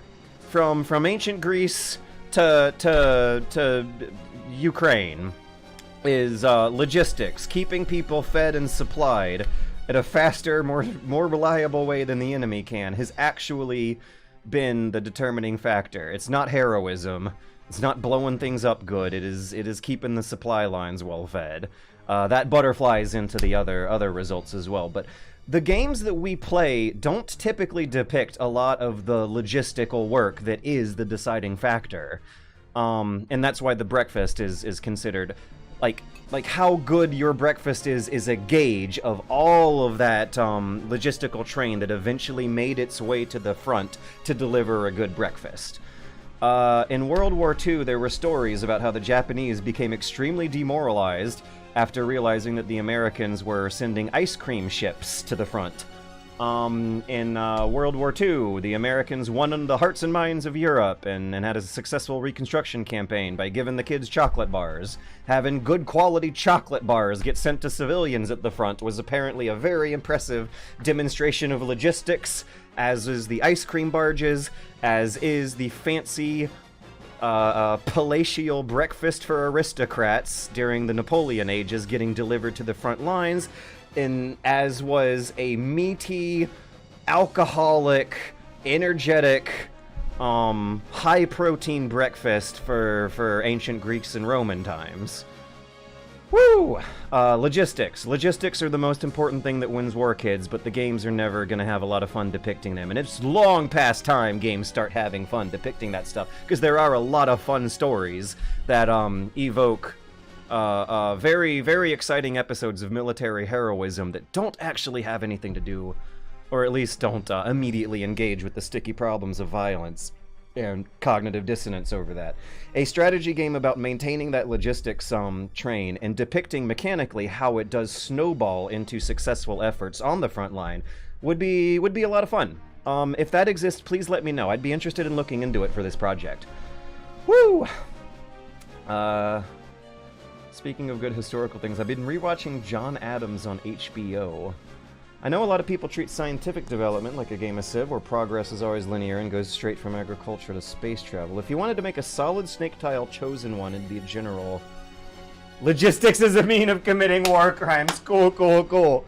Yeah, if there is a video game that depicts the logistical baggage train of a military campaign as the means of committing war crimes, let me know. I'm super interested. Very important part of my research coming up for the video that I am more than halfway past the script writing point at this point. So at this point, all this hands-on experience is really refining and rewriting a lot of the history that I've already put together into a intimidatingly large narrative for a fat, bloated outline. Okay, so in terms of Final Fantasy Tactics, what we're going to be going up against are two ninjas, assassins, that's what they're calling them actually. Ninjas are a different thing. But I don't think they function that differently. I believe they're going to throw throwing stars at me if I remember how this battle goes. They have a very weak counter tackle that I don't think I need to worry about. And this page is saying that they have all melee, so I feel like I have memories of them throwing stars. Maybe that's a subdual art of theirs. There's a new bunny hop video on the horizon. Yeah, absolutely. There's always been. I've been working on and off of this stuff over all these years, just with varying periods of horrifying bullshit to deal with on top of everything else.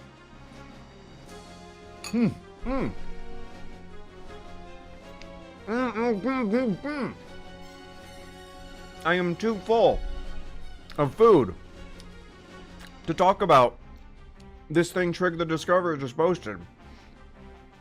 Given that starvation is one of the big war crimes, logistics can also be seen as an important tool in preventing war crimes.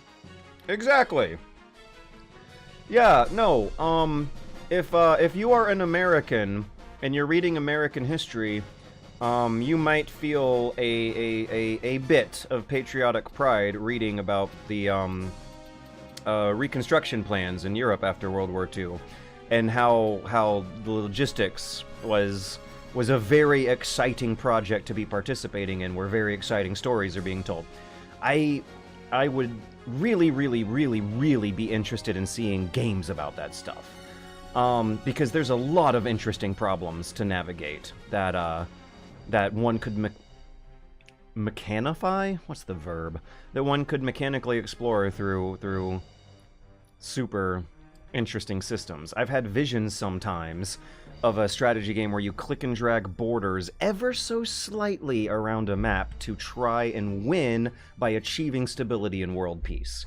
Trying to, a strategy game where the actual goal of all the war is eventual stability and world peace through a, scaling change of playstyle that turns from violence to logistics to long-term peaceful diplomacy, I think would be a great way to mechanically deconstruct all of these problems that I am about to very meticulously explain in perfect clean English for the kids with regards to the strategy games they've been playing their whole lives. Thank you, George Marshall. See also the history about Korea in America. In Canada, we have a lot of pride about how we saved the Dutch from starvation. A strategy game which turns into SimCity halfway through. Yes, a strategy game where you see the long-term, the long-term, multi-generational long result of a big war, and how some kind of long-term, multi-generational, long century or two of peace could be achieved as the win state would be such a different way of thinking of it. And, hopefully give the people better visions for how to manage their whichever empire is currently set to fall in the current century. Let's play video games about thinking strategically about large-scale social issues. Oh, that makes me wonder if I got an update. Okay, dispatch, we just got an update from one of our officers on the front. I was having the longest piss in a nearby bush while you two were doing that. Seems good though, well done. Fair enough. Okay, so these guys are going to be throwing ninja stars. This guy is an Arc Knight, who I believe is going to be using powers similar to the Holy Knight powers, which means short range projectile attacks that do medium amounts of damage. I don't remember this fight being hard because I remember a gimmick that I quite stumbled into accidentally. Ooh, apologies for all the gastro noises, but oh man, I did a lot of exercise today. I'm out of breath, and also I'm very hungry and need to make back a bit of that calorie deficit I burnt up today. So there's and I'm also talking a hell of a lot. Very quickly on Twitch chat.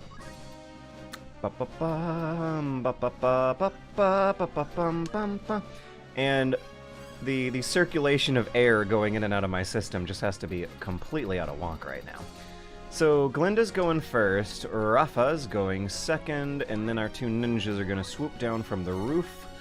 I think Georgicles might be a good target for Glinda's protection spell. However, the prime objective of this match is to protect Rafa, who might soon come under heavy attack from the two assassins. They're not ninjas. I need to work on my vocabulary.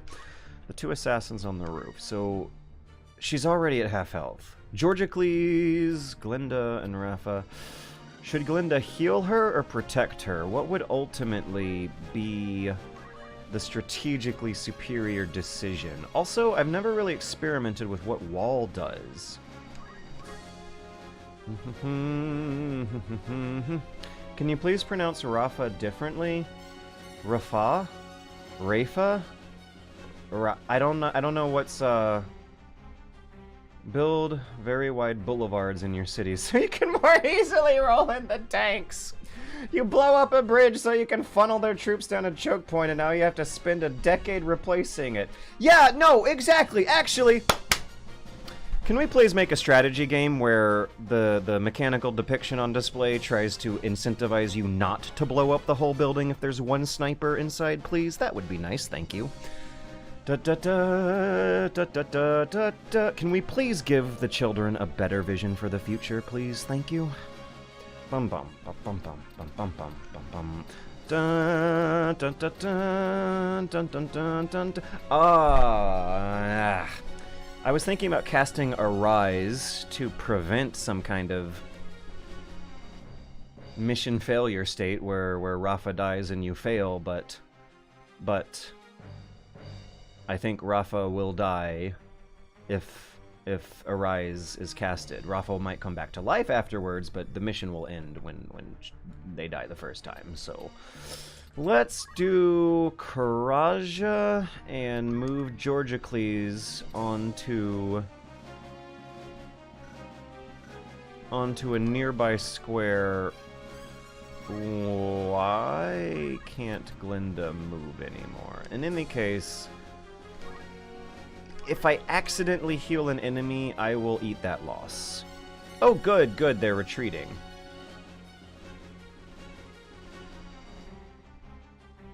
Rafe? Kanzit. Kanzit. Should I pronounce it like Rafi? Raf. I'm not saying Raf. It's spelled R-A-P-H-A. Raphael. You still say Rafa in that kind of name. Why is it bad? Is it like am I committing Orientalism or something by saying Rafa? Why is this a thing? Can you please pronounce Rafa differently? ... Question mark. I'm feeling all guilty. Am I offending the Rafas in the chat or something? Say it in French. Rafa! Oh, by the way, watching Waterloo is cool because you get to hear Vive la France sound in a way that sounds actually scary and intimidating for battlefield purposes. In most American media, you usually hear them shout something like, Vive la France! But for maybe 1 or 2 seconds in Ridley Scott Napoleon, you might hear a Vive, Vive, Vive. But in Waterloo, you hear a shitload of a really dark, deep, guttural, mucus-filled Vive, Vive, Vive la France, Vive! Imagine that being the last thing you hear. In that case, in that movie, it sounded like an actual scary battle cry, as I have not heard it done before. Waterloo, the ABBA song? Yes. So Georgocles is good at rending. That's a neat trick. I'm wondering, though, if I should stick him close to the formation of friends, because I think he might be able to take 1 hit. I don't know if the assassin is going to be that big of a problem. They split up into 2, kind of unwisely, it looks like. But they both went. Yeah, interesting. Okay, Eldmore's... Oh, I remember the gimmick. Yeah, I know what I'm doing with Georgocles. This is going to be fine. I'll stick to the left just in case the 2 assassins decide to join up and... Oh. Oh, well, that was... Okay.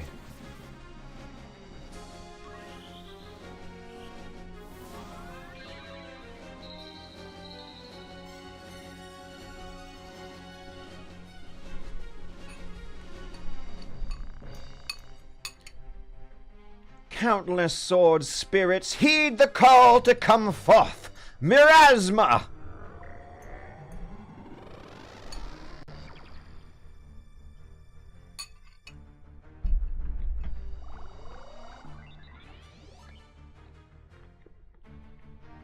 What did that even do?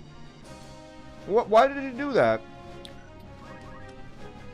Okay, Glinda, we need to wake up our friends. That means Asuna, right? Use negative status effects. Maybe a speed thing does it? She doesn't have any speed magic. I don't think it's going to be able to handle the... Oh, it might actually handle the elevation change. Well, what's the range on that Asuna? 3. Okay. And... radius... vert? I guess vert is verticality? 2, 3... 1, 2, 3... 1, 2, 3... 1, 2, 3... It's going 3 spaces in every single direction, so... if Final Fantasy Tactics will agree with me here, I'll move her 1, 2, 3... 3 spaces behind my Geomancer and cast Asuna on. Neat. Yeah. Cool.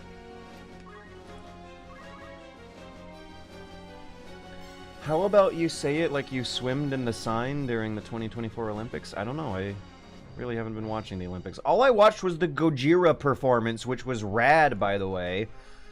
I saw the image of the blue Bacchus on the platter and had no interest in seeing the video, nor no interest in engaging in any of that culture war bullshit because I don't like participating with idiots. And that's clearly what seems to be happening. Oh my god, Georgicles is too low on health, and I just, neglected a very important on-screen meter while patronizing the idiots who got offended at a blue Bacchus on a diner platter for some reason. I don't even know, but... the Mastodon was great. I don't even consider... The controversies I see on the internet, they're not matching up with any anecdotal experiences over such a long period of time of my life at this point that I can't take them seriously anymore. I got my family split up just the way I want them to be. And a good 5-10 year plan ahead of me on how to make the best for it with an actually positive vision for future politicking happening for once. It's great. So Celine Dion was singing that Edith Piaf song and it made Z-Smith all emotional. Gojira absolutely killed it. God damn, I can't believe they had simulated musket fire coming from the windows. Ah! So, the Geomancer hits for ridiculously high physical damage. Bam! Oh, 160, that's not ridiculously high. I think I need to equip her with a different sword. But I think it's kind of weird that the Geomancer's specialty is magic that doesn't really do a whole lot of damage. In that the Geomancer is named for this magic, but I am finding that their more useful strategic role is really for melee damage that requires a little bit of thinking because of how thin their armor is going to be.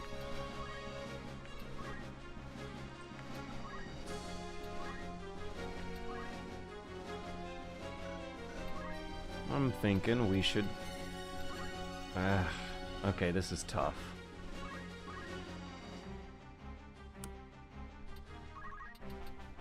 Rafa's gonna need to be healed, and I don't know how else to pronounce it. Let me just take another look. Rafa?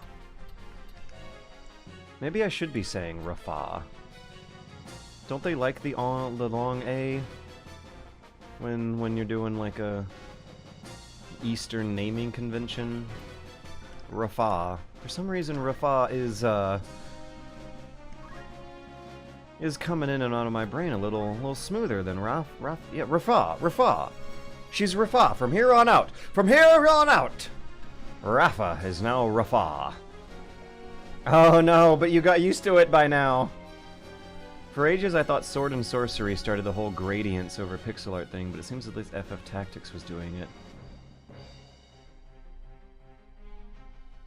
Yeah, when everything is a front in a culture war, battles are very dumb.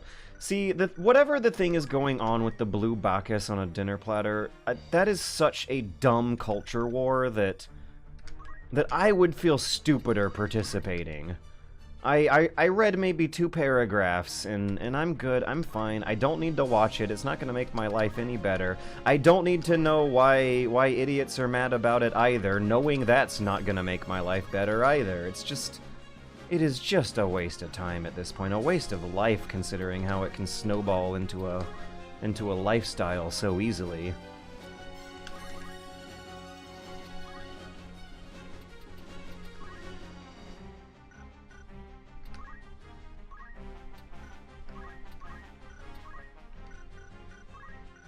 I think I'm kind of strategically fucked here.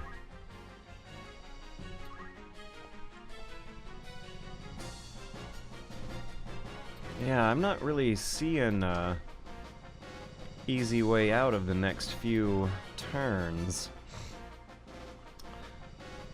Glinda's spell is going to be activating way too late. Maybe... I have 2 very weak characters directly in the path of an enemy. And the high potion's not going to... Oof, I might want to load state. Alright, I'll do the best I can until...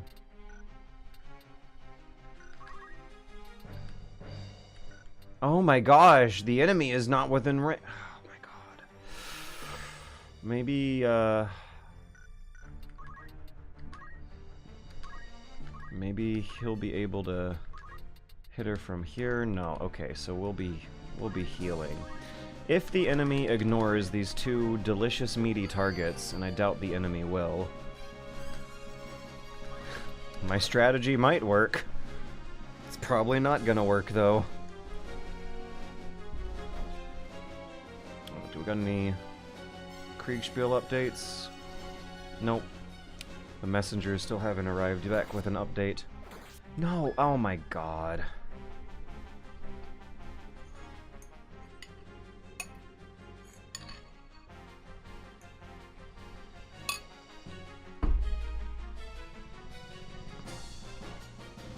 Wait, Georgicles is confused.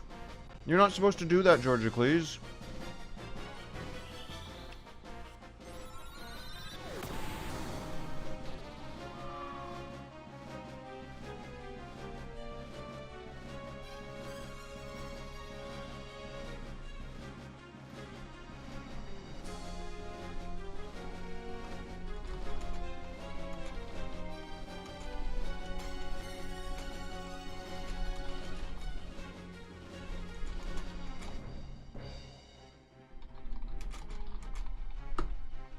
Okay, one of the buddies I brought along with Kriegsspiel is feeling kind of out of place because they didn't do the readings ahead of time. There was a pretty nice booklet I found at some point here. Was it this? James's Kriegsspiel system?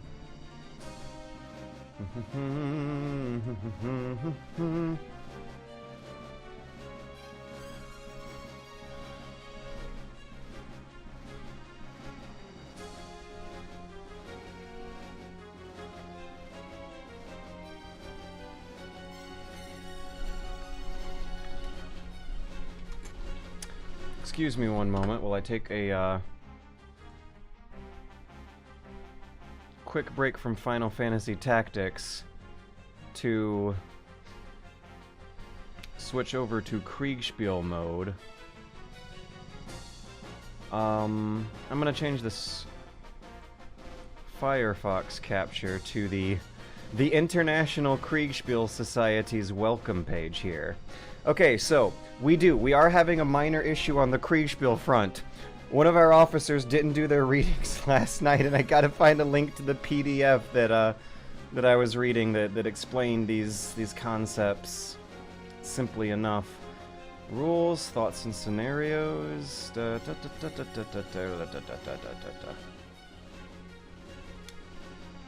I believe there was a very nice... No, not this one. There was a very nice PDF that I found at some point over over the past couple nights.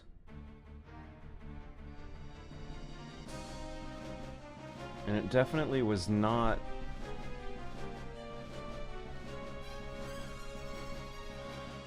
by a paywall.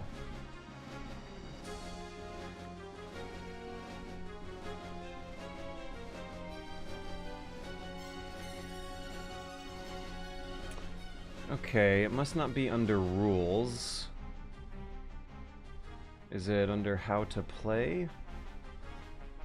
I think Kriegsspiel handbook. Ah, I think this is what I, yes, this one's the good one. I'm gonna send this to the confused comrade. Yeah. Here's a good one with the link to this PDF. But yes, it is good that I found this on the stream too, because this does a very neat job of explaining the interestingly different priorities of a tabletop historical game of reenacting Kriegsspiel compared to a real-time strategy game on a computer where the computer's crunching the numbers in the math. Let me actually refrain that. Just a skim. You don't gotta read the whole thing. The whole thing verbatim. So, Kriegsspiel is, kind of meant to be played blind, which is why I didn't share these materials with them earlier, and I'm now realizing that might have been a mistake, because I very delicately read this, exhaustive explanation about how blind you are supposed to be. This outlines the procedure of how Kriegsspiel by Discord works, with screenshots of Tabletop Simulator being used by the umpires to simulate an officer receiving written updates and dispatches delivered by paper, or in the historical time period, spoken word counted as well. But for the purposes of Discord on the modern day internet, we're going to be simulating written dispatches. And where is the formatting guide? Because it is neat. I am looking forward to the kind of role-playing that's going to be going on here. The recipient, person to location, time, message. It's kind of like an email. Location and time are going to be interesting to figure out. Appropriate period sign-off. Yes. Okay, so if I can get us back to the Discord, I'll read through some funny dispatches that are in the archives of this Kriegsspiel reenactment server. Let me rearrange the windows just such and see what it is like. We were role-playing in the yellow staff tent, so if I crop the window as such and scroll upwards, let's see what these dispatches look like. Inbound dispatches. To HQ from the First Light and 4 veterans, time is 1830, locations depot.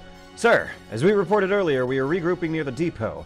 It is being a slow task, but most of our troops have returned to their ranks. We will spend the night here so that the last stragglers can rejoin us.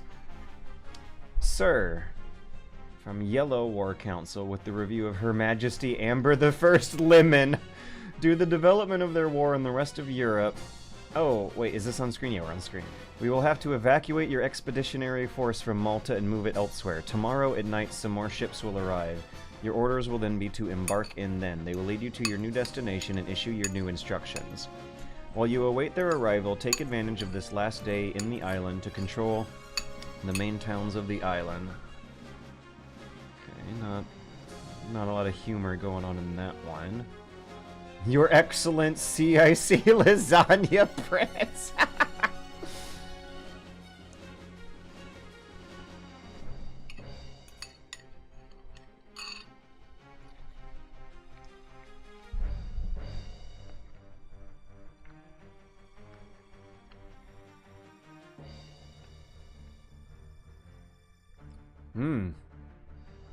You can, like, feel a little bit of a fear and fatalistic urgency in this one.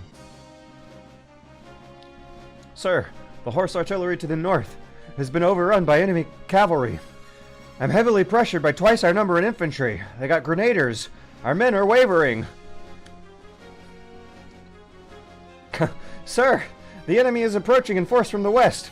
We count at least 3 squadrons of cavalry. They've taken over the horse artillery before we could support. And then 10 hours, no other dispatches of note arrive. This is gonna be good. This is gonna be some good stuff. I'm really looking forward to actually participating in this stuff. But for now, let's return back to a actual normal person game for normal gamers. What? What the hell am I getting myself into these days? I'm getting myself into good stuff these days. That's what I'm getting myself into. Just got here. What is this? Welcome, son of Melonhead.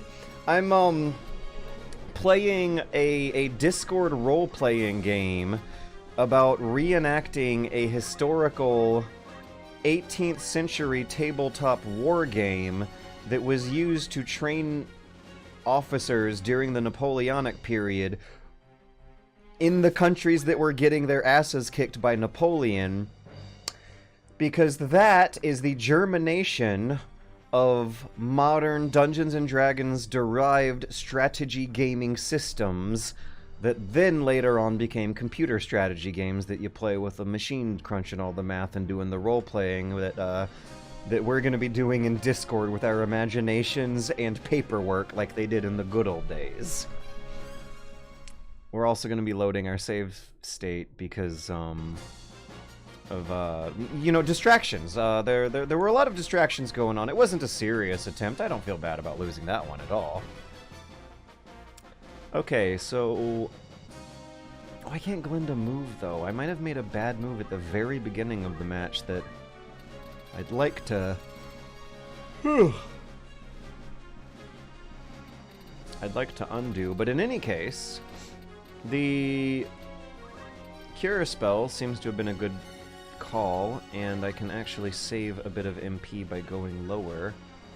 They don't give me a HP number estimate, do they?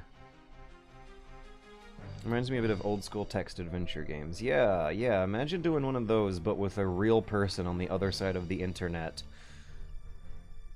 So, role-playing. Yeah, no, there's a lot. There are a lot of Discord channels like that one. This one, I just want to say, has the actual historical materials from the 1800s still stuck too strong. Calling it a Discord channel might be a little petty sounding, considering the ritual being done in there.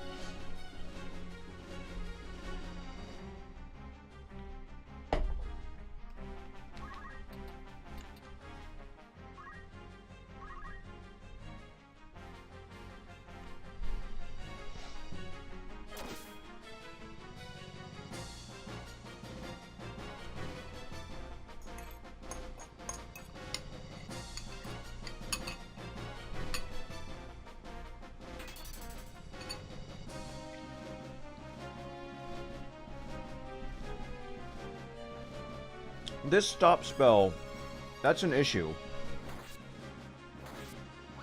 Oh my god. Alright. I will restart this the legitimate way, where I'll get to employ some of my knowledge for how the battle's gonna go to make a better team composition, and also not do whatever move I did with Glinda's first move. 52:31. There's no way I've been playing this for 52 hours. 52:27. I've been playing tens upon tens of hours of it on my little handheld machine. But, no way they could have possibly added up to 52.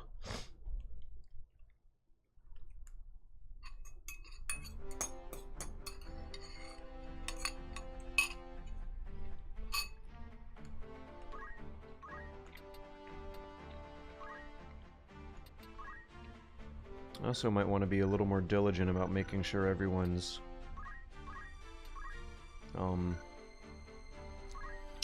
no, go back. Everyone's moves are all updated. Oh my gosh, we got a raid. We're being raided. Rock and stone. What does that mean? Let's give that a Google. First time chat from Raider. It's basically live long and prosper, kick ass and take names for glory. Just a tagline for the game's universe. Means like good fortune. That's awesome. What a nice little boost of positive reinforcement. Thanks for that, guys. I feel all warm and fuzzy knowing that I got raided by a positive reinforcement squad instead of a bad one. So the Geomancer, learn the abilities. We're all good on Geomancy. Nice.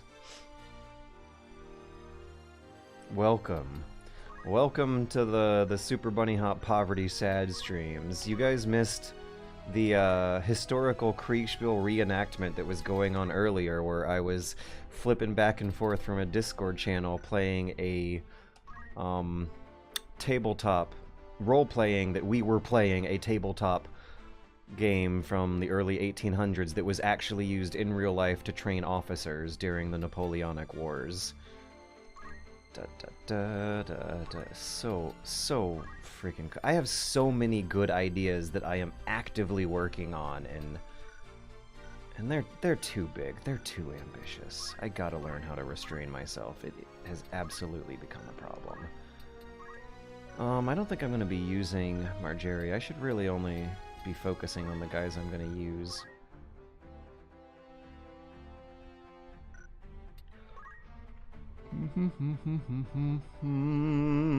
So let's change her weapon, because I don't think the slasher was doing quite the damage I typically expect with this character. Also slow the actions. Attack is 16, 2H. What does 2H mean? The effect is slow. And so the attack on that sword is 10. There's some gimmick going on with the axe that I'm not fully aware of. Oh, George, can you move mouse pointer, please? It brings me ludonarrative dissonance. It's fine. I'll slide it out of the way. Sorry about that, buddy.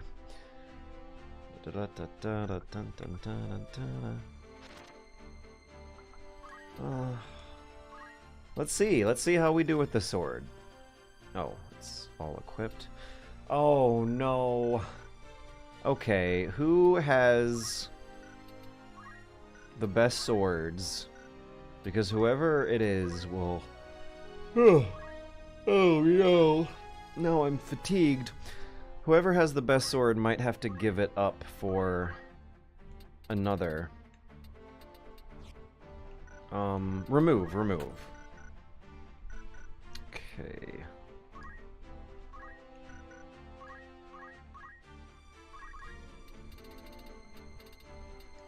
Thankfully, that didn't take more clicks. Or regenerate.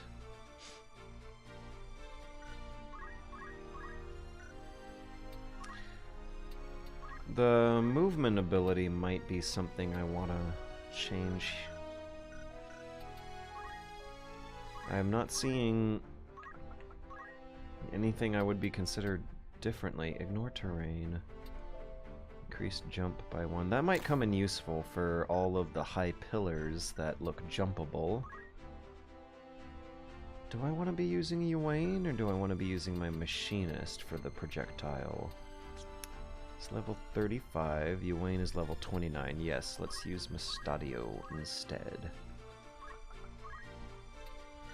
Don't think weather's going to be an issue.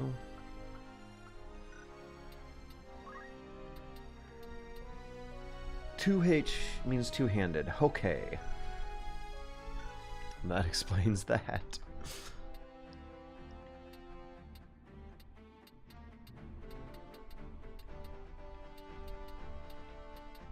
Alright, I think everything else is good. We're going to change the team composition to include Mustadio, and we're going to change our Geomancer's axe to a sword. because something about the axe is not as predictable as sword damage. Like, sometimes it seems like it's hitting for half, and sometimes it seems like it's hitting for double. Every now and then you get a double hit where there's massive amounts of damage and is great, but most of the time it's kind of pretty pathetic damage that's not great, and I'd rather not have to deal with that. Considering the super tight quarters that we're in, I'd rather pick the predictable sword over the potentially high damaging axe. We don't want him. We want Glinda. Glinda. What a name for... Oops. What was it? Mustadio? Yes. Actually, let's have Glinda go first. Oh, this feels cheap. Because I already know that once I begin the battle, the enemies are going to be at some, at least one turn of range away. So let's put the projectile character on the front. And our melee guys will be in the back. Okay, let's save our state here instead of at the beginning of the battle. Let's go.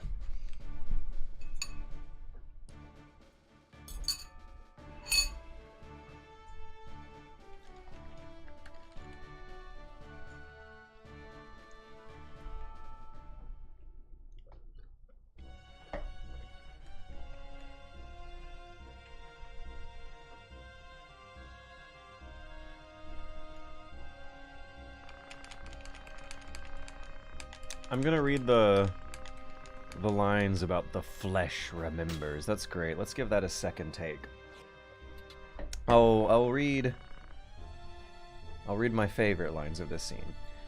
Vengeance? You truly believe that you are capable of exacting vengeance on me? I am your father, Rafa, the man who raised you from a girl. You cannot kill your own father, though you are welcome to try.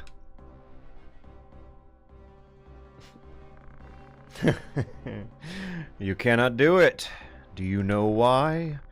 The flesh remembers, Rafa.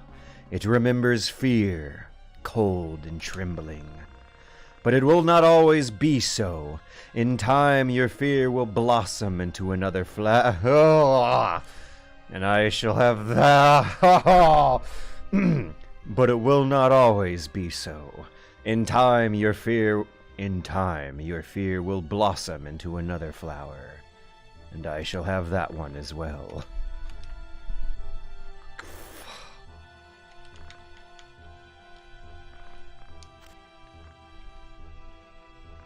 He's such a disgusting character. I love it. Like, it hit harder the second time. Like, now that the innuendo was more clear, it did hit harder the second time than it did the first. There was no guesswork what he meant by that.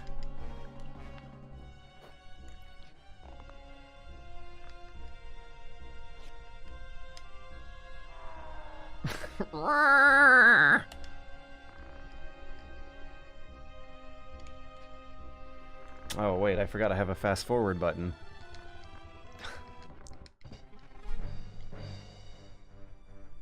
Okay, now actually I'm having second thoughts about that previous save state. Let's make a new save state on a new slot, just in case. We can save time by doing that instead. Because boy oh boy does it take a long time to skip all through that and such. Da, da, da, la, da, da, da, da. Oh, this is Kriegsspiel music. I'm checking if we have a Kriegsspiel update. Nope, no new updates.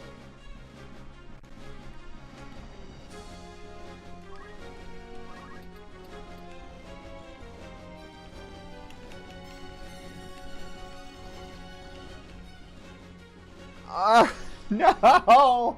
No! Come on! Oh my god. So look at this. Glinda and Mustadio are to the northeast. Georgicles and, what's her name? Edwin are to the southwest. But, look at where they are in this screen. Opposite. They're facing the opposite direction because the map itself is facing the opposite direction. Oh, boy. Sometimes I like the combat system in this game, but the interface, everything going on with this interface is... I guess the interface is just of its time. It's because the combat system is so ridiculously far ahead of its time that you don't even notice sometimes when you gotta deal with this bullshit.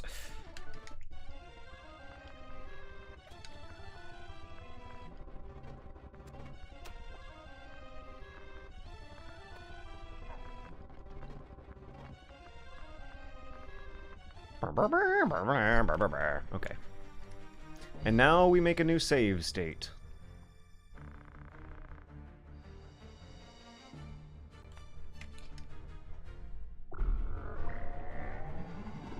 In FFT Advanced, they let you place the characters directly on the map after the battle starts. That's way better. Whoa.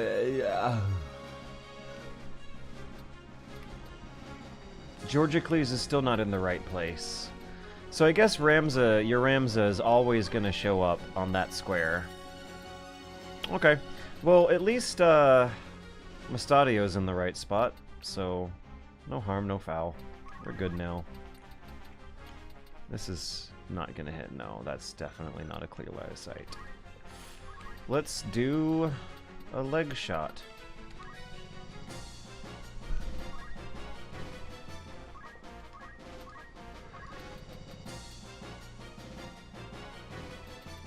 Oh. Oh, oh, I have no line of sight on anyone. That's... Oh my god. Final Fantasy Tactics, everyone. Oh, wait. I just can't leg shot. I don't have line of sight for a leg shot, but I have a line of sight for a regular shot.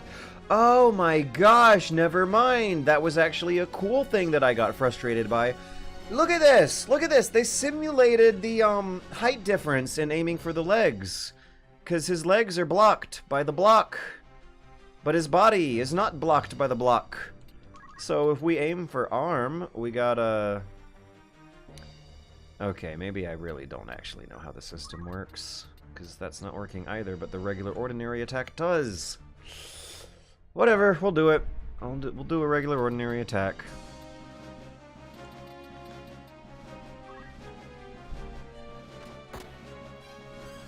That was pathetic. Ugh.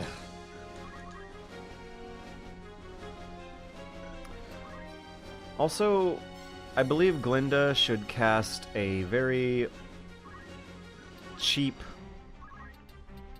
entry-level healing spell. 1, 2, 3, 1, 2, 3.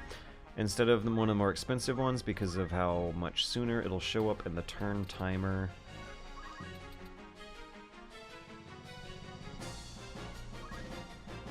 I sure hope Rafa does not just get rushed.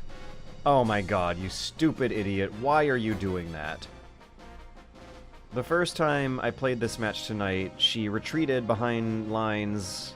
That's the safe, smart thing to do, right?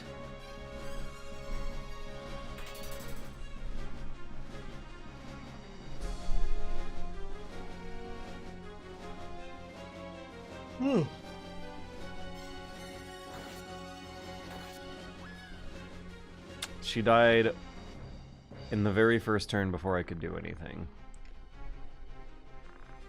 Let's load that state and get some different dice rolls going. I think I am happy with this being the beginning of the battle. Okay. So, Mustadio might be more useful flanking the assassins from behind. 1, 2, 3, 4. 1, 2, 3, 4.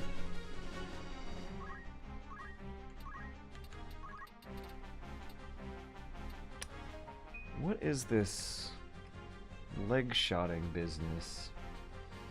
And how it sometimes work and sometimes doesn't work.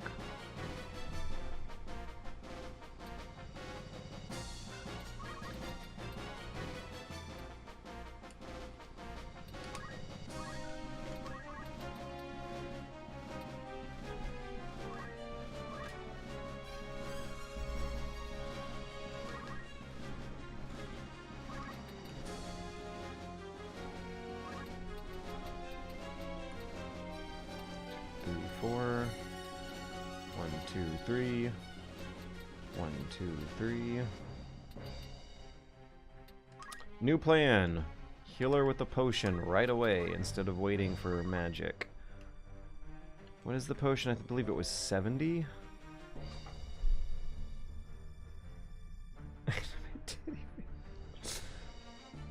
30. High potion was for 70. And I need more of those. I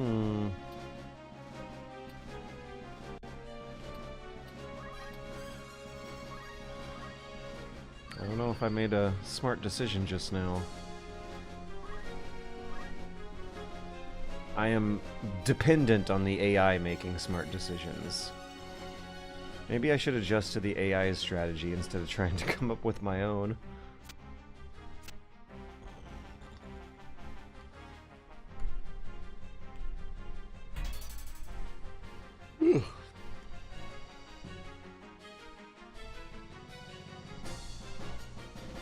We gotta talk about this stop business. What is this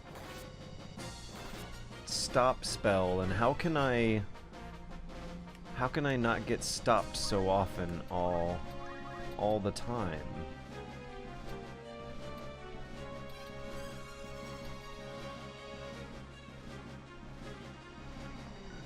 Putting one of the enemies to sleep would be good too, but that's got only a 48% chance of landing. If I try to hit Mustadio with a weak bit of Geomancy to wake him up, it might accidentally send him to sleep. If I hit him with my regular weapon, it'll be too much damage. So we're just gonna hit the enemy with our regular weapon because it doesn't seem like Mustadio is being targeted by any others. He's being targeted by only one person who only one of my people might be able to handle.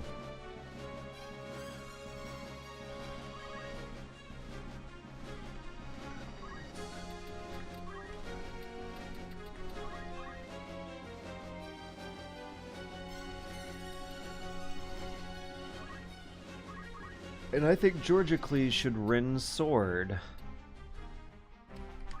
on the boss man here. 0%, never mind. I sure thought wrong. Why? Why is it 0%? Is it because of the angle? I guess I'll never know. Oh, what is this? First strike? I guess I'm not allowed to hit him?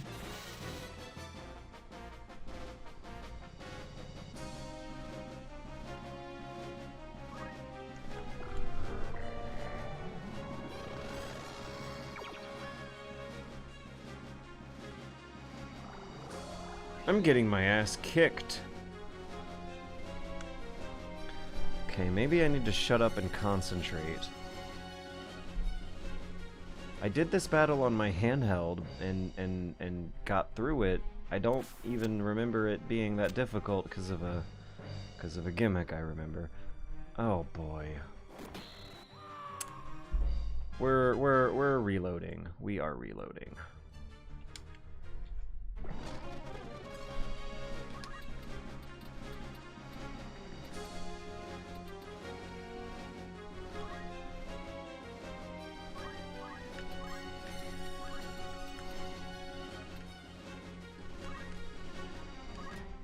Yeah. Haha, now you've stopped. How does it feel? Miss, first strike, insta-kill, great luck. You said it, brother. 1, 2, 3. Oh, look at how everyone is beautifully bunched up for a good supportive spell. I'm a little tempted to do Protect this time, because it doesn't seem like Rafa is gonna die on the 3rd or 4th turn based on how this has gone the previous few times. I feel like I am dependent on her retreating instead of advancing, though. If she advances, it's like the match ends with no input from me ever being able to save her.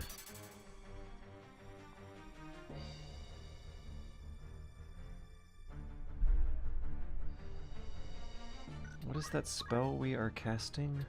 Ultima. That's not a good one. Oh no. Okay, I got 4 turns to react to that.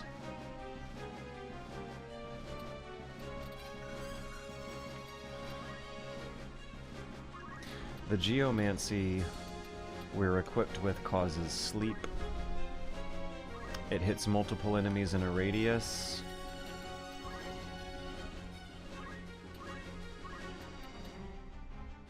A 100% chance. Okay, no, that's slow, not sleep. And this one's just straight damage. Okay, what's gonna happen next turn? Maybe we can kill one of the assassins by combining our forces here. So Rafa's gonna cast Heaven's Wrath on the higher of the 2 assassins. So let's hit the higher of the 2 assassins with some Geomancy, and maybe that'll help out.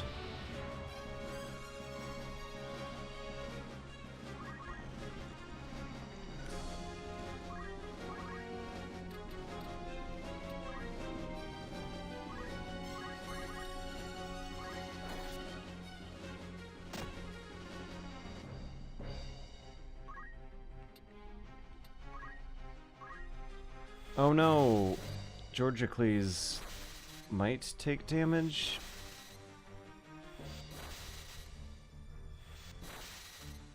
Yay! Come on, are you done? Okay, yeah. Georgicles took damage, as expected. Does this... When does this stop?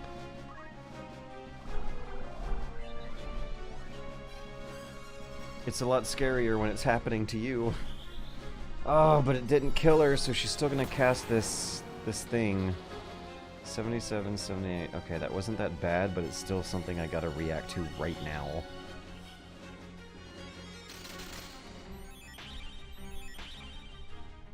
And a miss. That miss is gonna... Oh. Oh, what?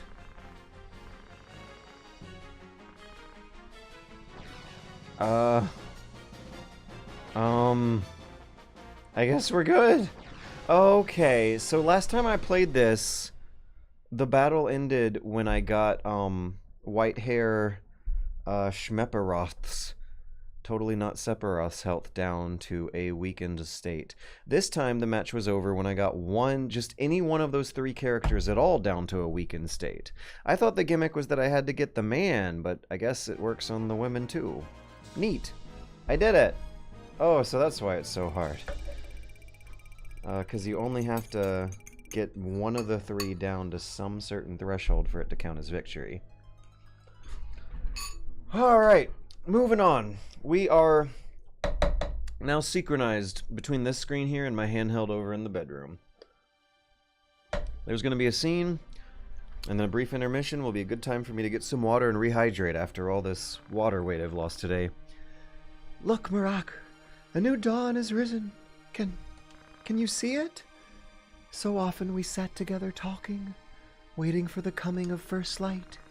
We'd talk of the journeys we wanted to make together, wouldn't we? How when the war ended, we would go back and visit our old village. You remember, Marak, don't you? Don't you? Tell me you do. Tell me you'll still go.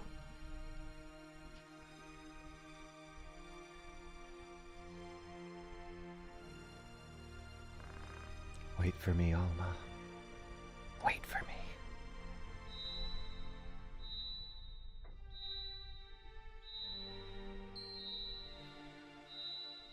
What's this?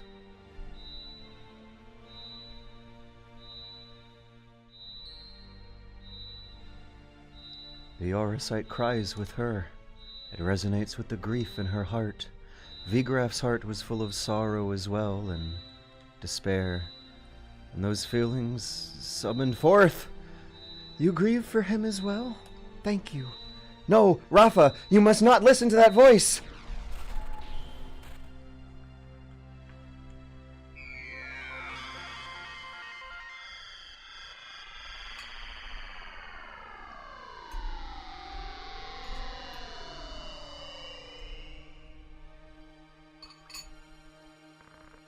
Do my eyes deceive me?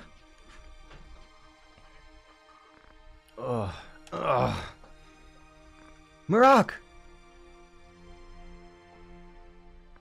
Rafa, where are we? Why am I here? Oh, Marak, thank the gods you're alive! Oh, did you mean to suffocate me? There we go, I'm gonna get water. Good music. Good scene. Good stuff. Good writing. Why do people hate this translation? Probably because they... Oh, wait, no, there's still more. I wasn't actually done.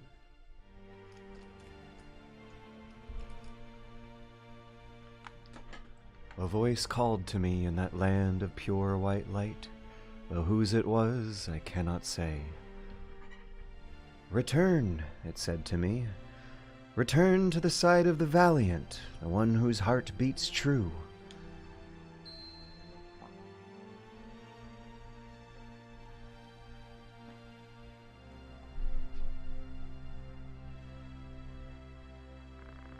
Another zodiac stone, but why would it be here?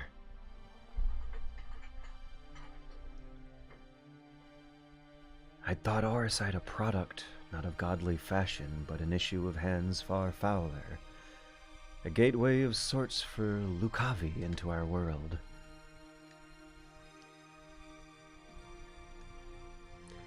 I know not by whose hands it came to be, but I do not think its evil inherent. I believe it is the wielder who gives its power shape. I shall save you, Alma, come what may. Okay, now do I have an opportunity to fill up my water? Oh no, there's still more! Okay, we got a narrator now. Frustration with the stalemate growing, the order of the northern sky recalled its full force from the war's now expansive front. They marched on Fort Belisat with plans to turn the tide of war.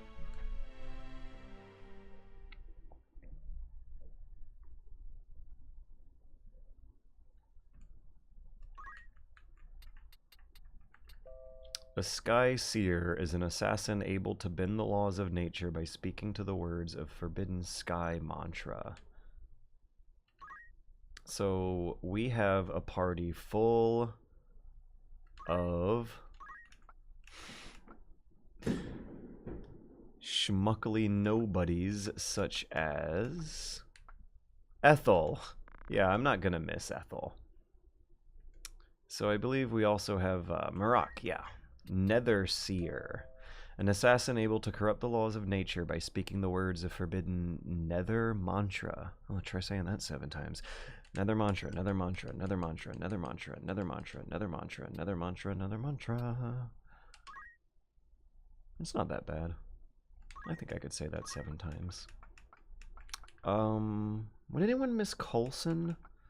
Would anyone miss Folk? I don't know if anyone will miss Harry. Yeah, no one's gonna miss Harry. Okay, now are we back at the battle map? I mean, the world map. Can I save the game and grind some things and equip the best... No, there's still more scenes. I have not seen such slaughter. There are corpses at every turn. But your sister was not among them, was she? No. She's not here. They had her in the castle, I'm sure of it. They must have taken her elsewhere during the fighting. 3 men from the Templarate arrived not long before you. 3 and no more. One became a Lucavi. I killed him myself. Another Isolud was slain in the melee. This 3rd must have taken Alma. No doubt he means to bring her to Malond. Malond is the seat of the church's power, and they act in High Confessor Marcel's name. Where else would he go? I wonder. I do not think their High Confessor knows the true power of the stones. Consider this. Vigraf did not know their secret until he had struck his bargain with Belias, and by the looks of things, Isolde died fighting the Lucavi. What are you getting at? By inciting this war, the Church hopes to broaden its power. Clearly this is the High Confessor's ambition, but he only wants the Zodiac Stones for their symbolic power, to sway the minds of the people. Do you imply that someone is using the High Confessor's ambition to some other purpose? This 3rd man in the Templarate's party, who was he? I cannot say for sure, but I believe it was Lord Fulmarv, commander of the Knights Templar. He is the key. What will you do? I travel to Ziltinia. Delita is there, and I must see him. He succeeded Baron Grimms in leading the Black Ram Knights, did he not? The Church and the Knights Templar manipulate Delita from behind the scenes. With luck, he can shed some light on who this Lord Fulmarv is and what he wants.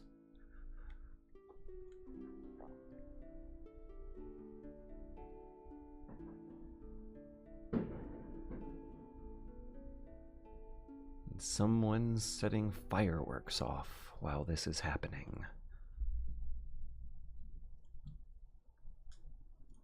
Oh no! Oh no! Fireworks are scary, I know it. Oh gosh!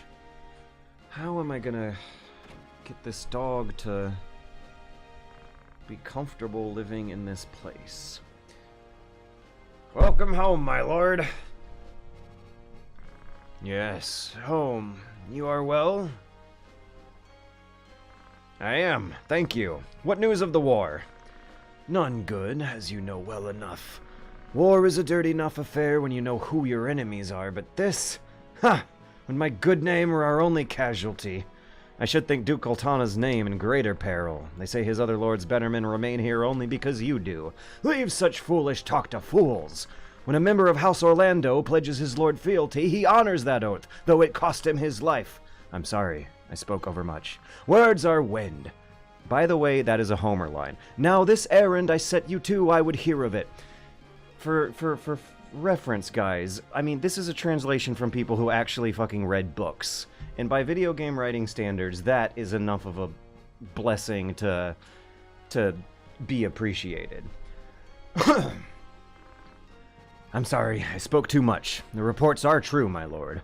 The crystal discovered beneath Goog. Goog? The crystal discovered beneath Gaug, the stone that later Cardinal found in the ruins at Zelmonia, both are a sight for true, by all accounts. The Knights Templar, too, are passing busy, though the object of their labors I cannot say. Do our ears in Milan hear nothing?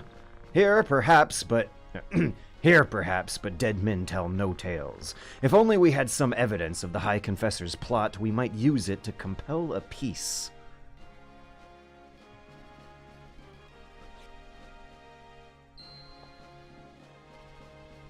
This shall not long remain hidden from their gaze, and then the storm will be upon us.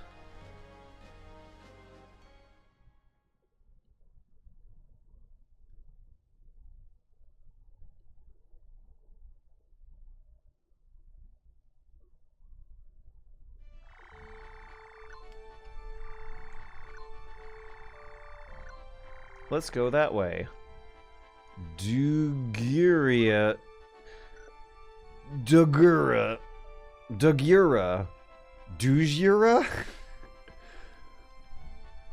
Dugura. If the syllable split is between the Dug and the Ura.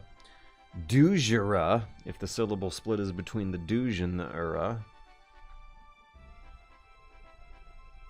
Dugera. It's probably Dugera. If they put a capital G for the Gera, it would be easier to pronounce it that way without having to think about it too hard. Dugera is what Proudnime wants. I like Dugera. Dugera Pass. Something like that. The do. You know, like the Latin thing. Leonardo da Vinci. Yeah, if that's supposed to be the Final Fantasy Tactics fantasy alien planet version of typical earthly conventions, which Disco Elysium did a fantastic job of parodying that whole shtick, then I would imagine you're supposed to pronounce it like Degera. George, you ever play Liberty or Death on SNES? Nope, never heard of it. What is Liberty or Death on SNES? Does Georgicles look a little different? Dun dun dun dun dun dun dun dun dun dun dun dun dun dun dun dun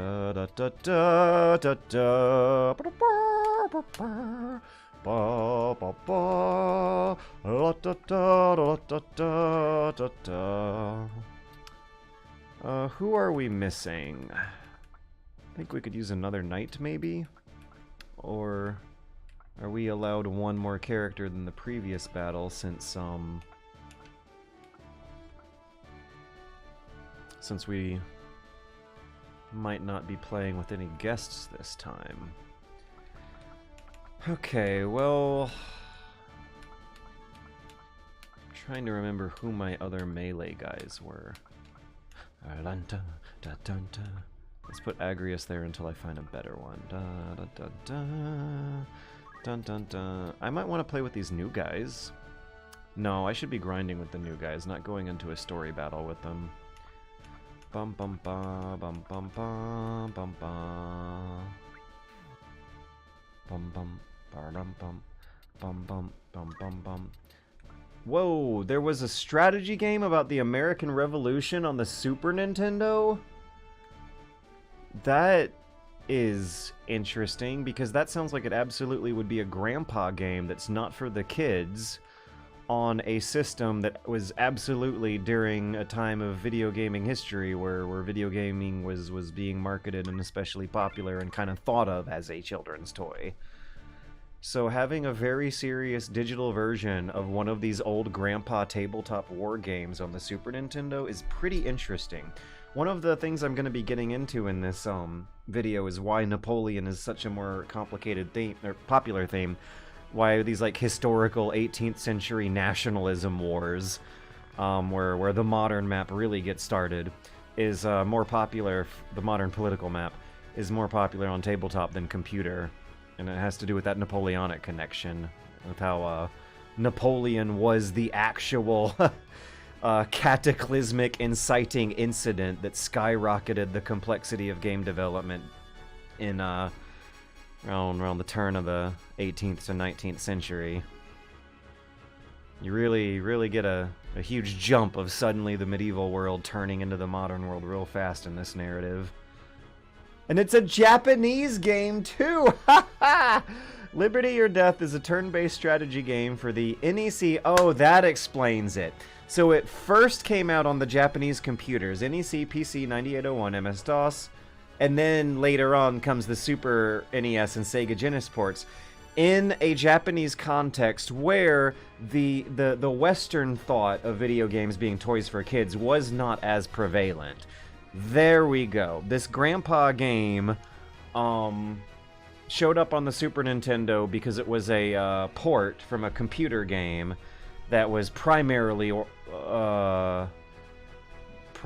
aimed at Japanese gamers over Western gamers. So that'll also be really interesting too, because then you'll get a peek of 80s Occidentalism, right? Why, oh why, I wonder, would a Japanese game developer be particularly interested in taking up a project about the origin of the modern American story? The origin story of the United States, you know? That's food for thought, right? Liberty or Death plus Crimson Clover Stream win. It has the sickest cover. Okay, you know what? I've got an idea here. What's the Southern Sky Guardsman gonna sound like? So long as we draw breath, you will find no passage through these lands. Oh, well, that wasn't a very complicated story. So we're just, crossing the paths of a party of highwaymen here who will fight to the death over collecting their shitty little toll for the day. Let's do it. That's definitely a lot less voice acting than the previous one. The composition looks pretty fierce though. We got a couple black mages, and who are these guys with the helmets? Dragoon. Hey, we have played two very different games tonight. Yeah, okay, after this... Oh. After this stream, the word Dragoon should not mean whatever you previously thought it did, right, kids? Dragoon is the name for a particularly upper crusty aristocratic class of infantry who thought more highly of themselves than regular ordinary cavalry, even though they more or less performed the same battlefield duty. They were the guys with the especially funny mustaches. Wait, was it the Dragoons or the Hussars who had Especially funny mustaches. LOL, what was the idea, George? Don't tease me like that. Oh, I don't know. It was a good idea. It was a funny idea. I bet you would have liked the idea. Let's do a leg shot. So Dragoons, if I recall, have this jumping move that briefly exits them from the stage, and then they come crashing down for medium damage.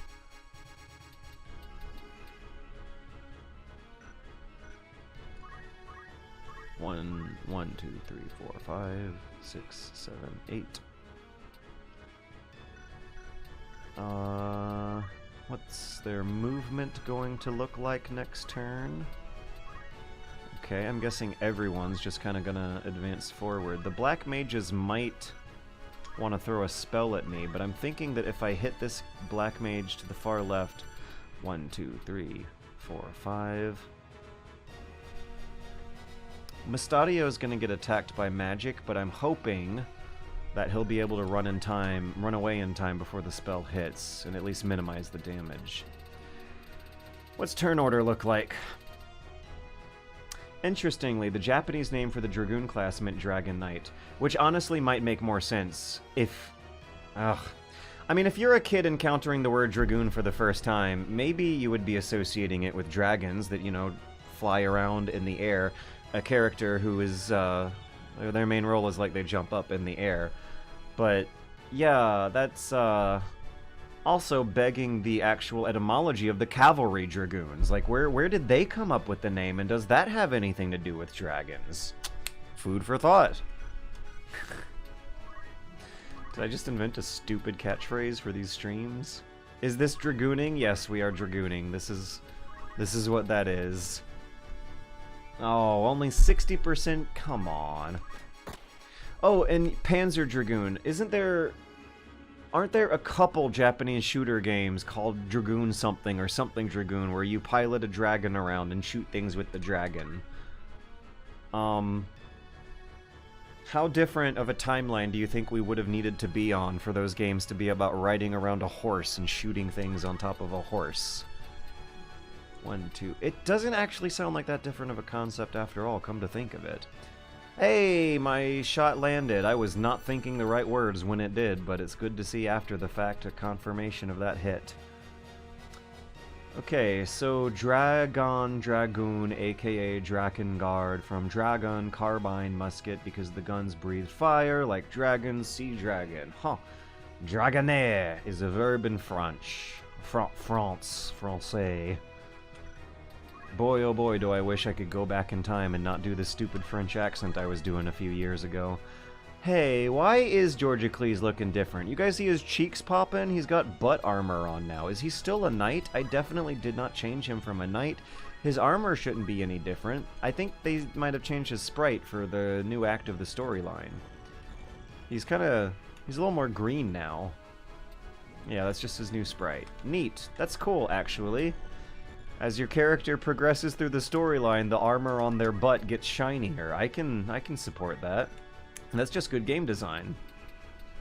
Dun dun dun dun dun dun dun dun dun dun dun.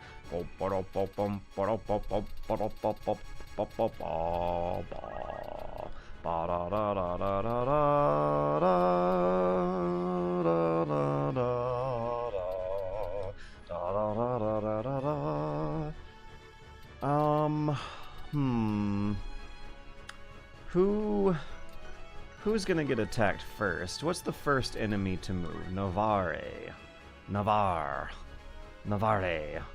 I'm also trying to practice rolling my R's. Navarre. Navarre.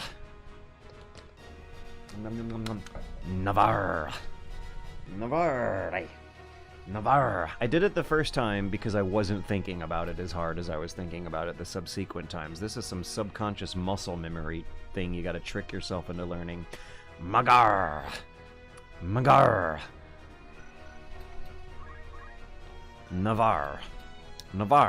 I can't. Ugh. Yeah, if I stop trying for a while and pick it back up, there might be a couple trills coming out, but if I try and pay attention to what the tongue is doing when trying to do that, it just doesn't click right. So, Navarre. Navarre is gonna attack first. Navarre.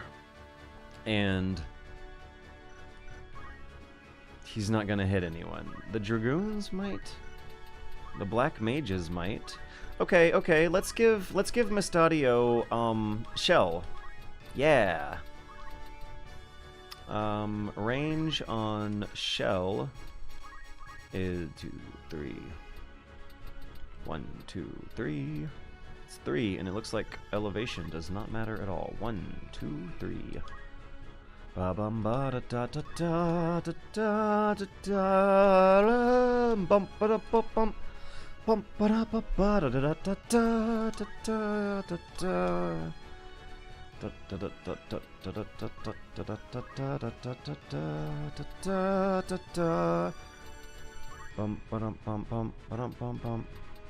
You know what? Gaming on this controller is not activating my carpal tunnel pain like some other activities are. Can you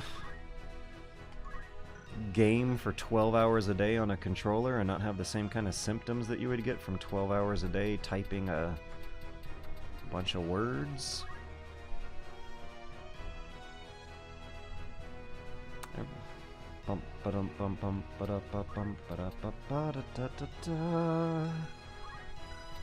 Carpal is so existential as an artist. I really might have to, when I get some money again, I might actually adapt to the trackball lifestyle for a while. The thing that got me is it, like, sometimes the veins pop out. Is it visible? I gotta angle. Yeah, look at that. If I angle it the right way, you can see the light catching on how veiny it'll get sometimes. It was a carpet cleaning project that that gave me carpal tunnel this time. One of those vertical mice scores you.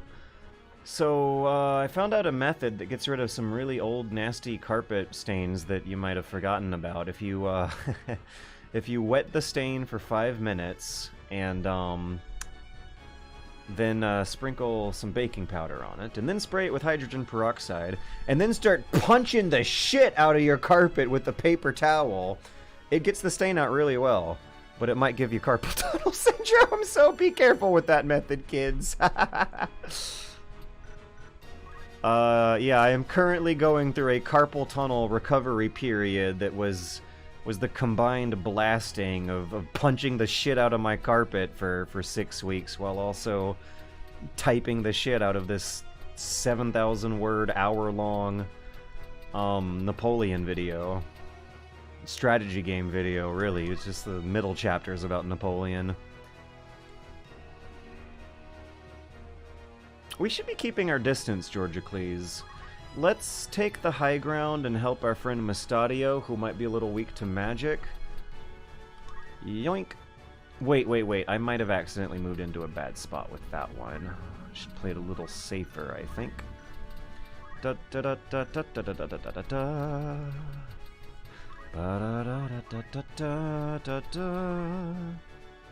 Huh. No, that was a good spot. No, I know. I was rethinking that because really my melee guy should rush the soft targets who might be cornered within 1 turn in the upper right. Agrias is going to unfortunately have to climb up a hill for the first 2 turns and not be particularly useful. Unless I keep her down there deliberately to try and split the enemy force up.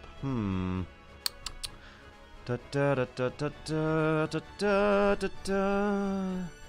Doop ba doop boop boop ba doop boop boop ba doop boop boop. Oh, controllers that strap onto the hands so they don't require constant gripping. Maybe one thing that makes gaming on this controller a little easier on my carpal tunnel right now is that I'm already used to Dark Souls claw gripping, where the hand's not really tightly pinching it. Yeah, I've been claw gripping subconsciously, and that might, maybe because gripping it in a different way is hurting more than the Dark Souls claw grip. And it's a turn-based strategy game, so it's not exactly like having a super tight, solid grip and powering through carpal tunnel pain for quick reaction time moves is not important. You need to claw grip. It's the best grip. So, correct me if I'm wrong. I am being way too callous about this carpal tunnel business, right? I should be worried more, right? When I was a kid, I had it a couple times when I was getting into MMOs, but getting it in your 30s is different. I read online that if it gets bad, if you really, like, if the boss is cracking the whip at your job, is really what I was reading between the lines. If your boss is cracking the whip too hard at your job and you don't have the financial freedom to not work as many hours of your computer job, if you actually fuck up your... keep typing through the carpal tunnel to the point where it gets really, really bad, at that point it becomes chronic and needs surgery. That really scared me to find out in my 30s. I'm absolutely certain that stuff I'm dealing with right now is not that bad. But apparently you can chronically, permanently fuck your fingers up with this stuff. It's not just a short-term 2 or 3 week recovery period. Xbox Elite style paddle buttons or thumbs aren't overused. Maybe I wanna... Maybe when I get money I'll look into one of those. Bum ba-dum bum bum ba-dum bum bum ba-dum bum ba-da-da-da-da-da-da-da-da. I kinda liked the good results I got with those leg shots last time. And the Dragoons are especially scary because of their mobility. But there's no one he can really hit besides the Archer, and honestly an immobilization wouldn't be that bad for him either, but maybe an arm shot would be better in the longer term. 73 for an arm shot. And what are the chances of a good leg shot? 73 both ways. He's a pretty soft target and he already took some damage. Why, oh. Wait, which one is Mustadio? Oh, the enemy.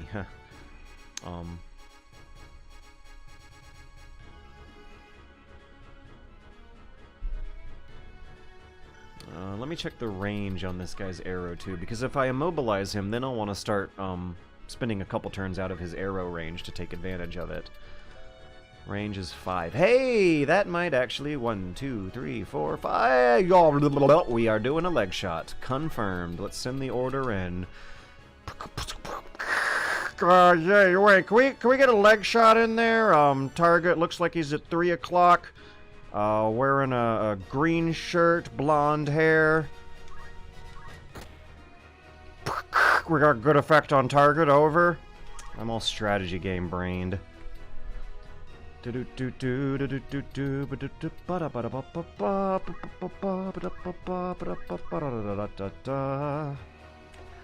Before MGS3, when I imagined playing as Big Boss, I imagined something like this, but an RTS, balancing all the crazy boss abilities, accounting for Ocelot shooting around corners and whatnot.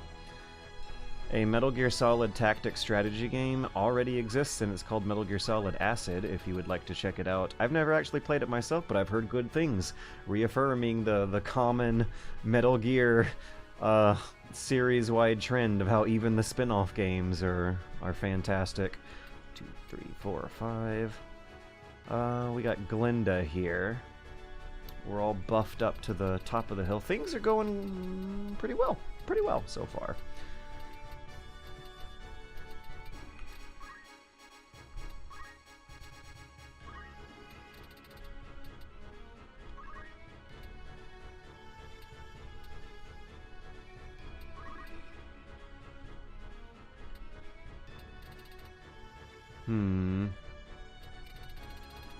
Is Edwin the Geomancer? Yes.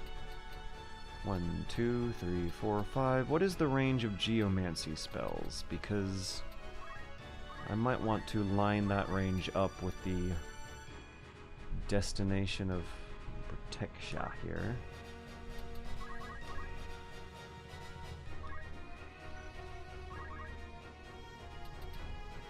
Let's do it. Let's rush him. Rush him. Rush him, George. Rush them. That is a soft target. He is immobilized. You can take the arrow hits. You can't take the Dragoon hits. We gotta get out when the Dragoon starts being a problem. 1, 2, 3.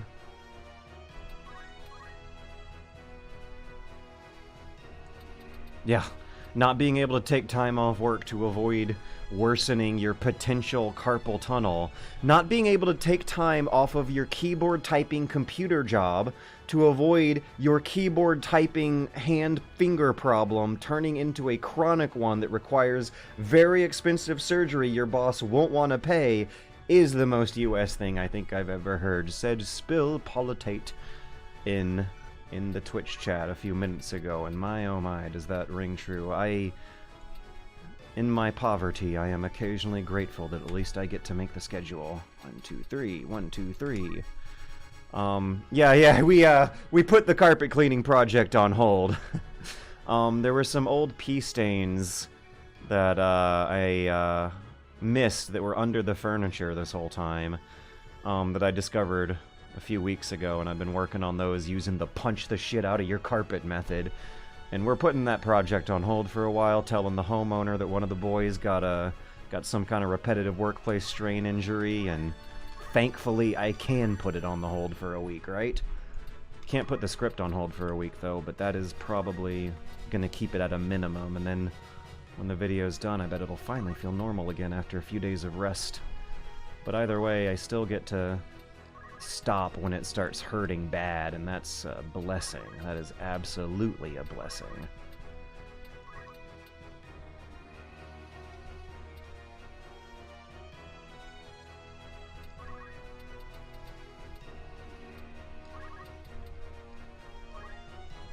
Don't type too much this weekend, okay, George? I've noticed it's not the typing that triggers it as bad, it's actually the mousing. I have an ergonomic keyboard that I don't have to angle the rest too. Ugh, I hate seeing the veins pop out, though. I have an ergonomic keyboard that I don't have to keep my wrist at too harsh an angle for, but the mouse, on the other hand, I've never quite gotten the...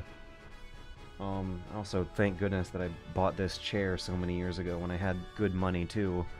All of my poverty fiasco during this year would have been so much worse with a worse office chair. Vertical mice, it changed my life at one of my last jobs. I'm gonna look that up, yeah, because buying, I am now realizing upon saying it, like spending good money on good ergonomic equipment back when I could spend good money on it has absolutely turned into an investment for now, when I have such a harsh fire under my ass that I got to be typing and mousing and have to ramp up the urgency and the hours a lot to get out of the poverty.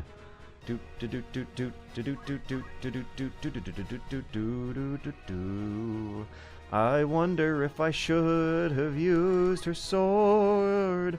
It's fine though.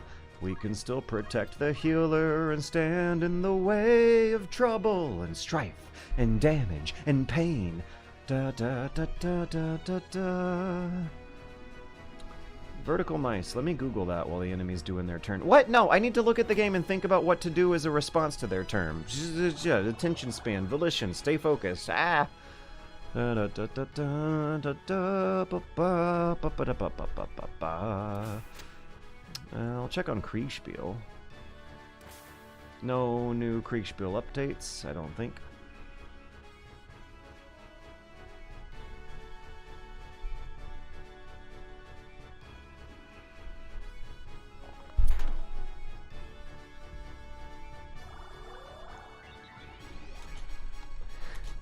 Okay. Alright, we have... Oh, shining light, shield these souls, protection! We have an update, a new dispatch in the Kriegsspiel war room.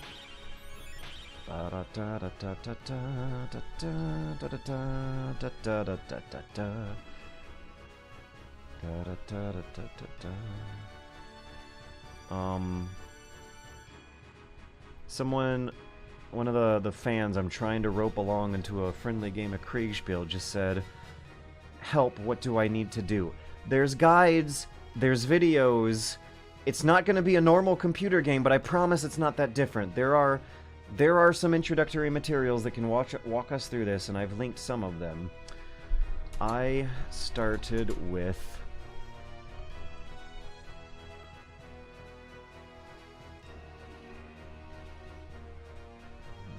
have to put together some kind of a Kriegsspiel tutorial for guys who did not skim as much as I did. I started with this video. I didn't start. I feel like I finally started visualizing.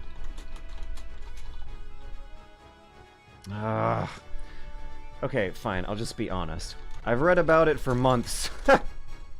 I've read very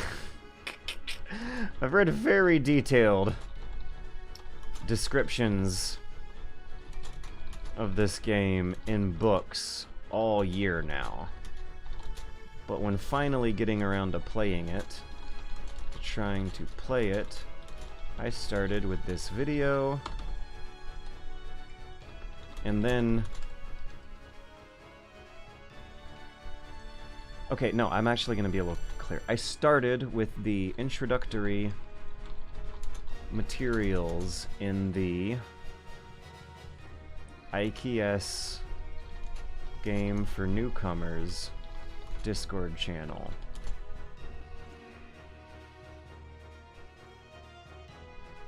Particularly the player guide and maps channels.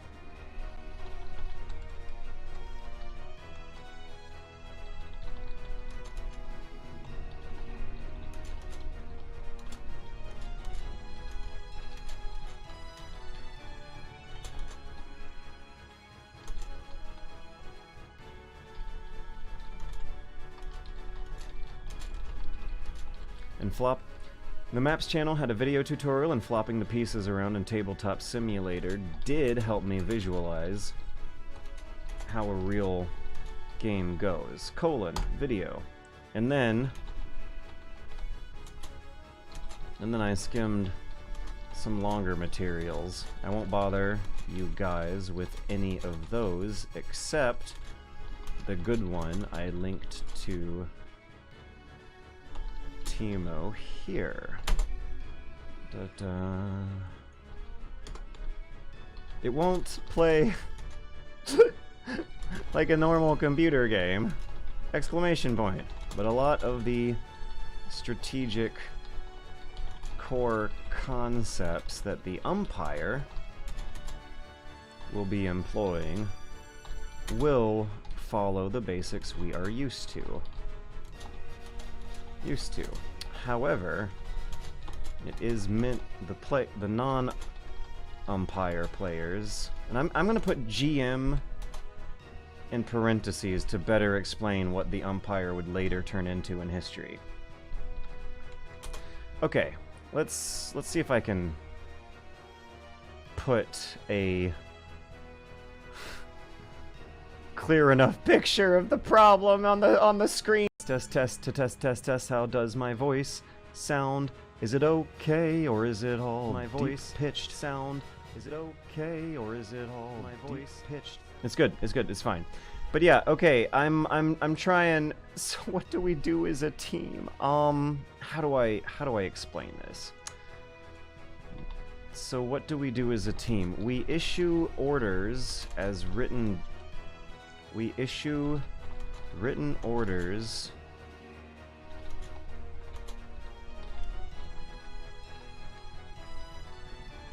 probably after some kind of strategic debate in which we use our generalized career-long this in which we use our generalized career-long knowledge of strategic thinking learned across all of our make-believe military or officer, let's say strategy game, not shooter game, officer experience.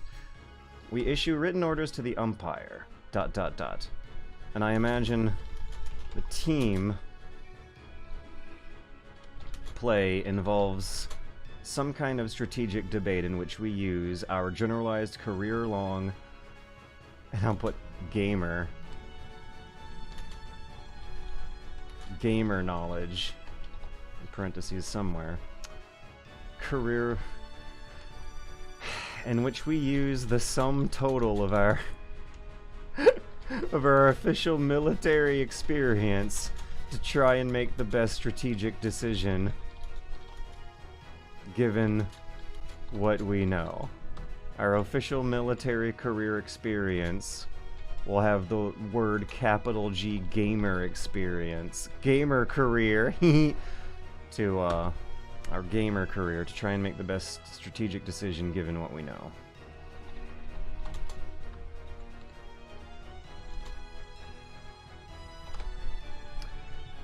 It kind of happened between McCree and me already. We had a good, intense debate over unit counts. And I had Final Fantasy Tactics. Militant snare drum. It's more of a trumpet. Militant war trumpet soundtrack in my head while we were talking the strategies. And it was great! Exclamation point. We had a good intense debate over unit counts, and I had Final Fantasy Tactics as militant. Not that different from picking a team composition in a unit in a computer game, but needing to do the paperwork ourselves and talk it out face to face added the social component that is more often missing from computer strategy games. Okay, back to Final Fantasy. We just finished playing Kriegsspiel. We had a debate in the war room over the exact nature of our campaign. Some lesser experienced newcomers to these offices have just needed to have some things re-explained to them that they might have forgotten from the academy. Is Gorg Super Bunny back? Yes, I can confirm I'm back. The video I'm working on is huge absolute iceberg that's taking a while, but hey, isn't that my usual MO? An over-ambitious project in which 3,000 years of strategy game history becomes uncomfortably close to the world of the real thing? I just thought about that scene in the South Park movie where the U.S. Army general shoots Bill Gates. Why did you think of that scene? Anyways. Why are we thinking of the... Oh! Okay, South Park's dumb and stupid. However, it has good songs, and I might actually want to have some fun doing karaoke with those songs at some point later in my life. Haha. Yes, I do. I highly doubt I'd enjoy the South Park movie as a 30-whatever-year-old, but I'd at least enjoy the songs. I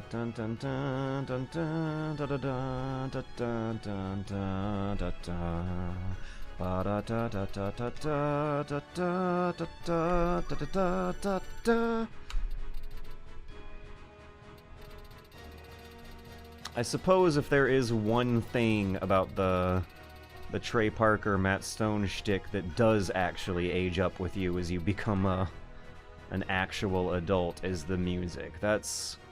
I do keep coming back to some clips of South Park music songs. However, a while ago, I want to say it was like last year maybe, I did try giving some classic episodes of South Park a shot, and they didn't. No, I'm too old. I outgrew it.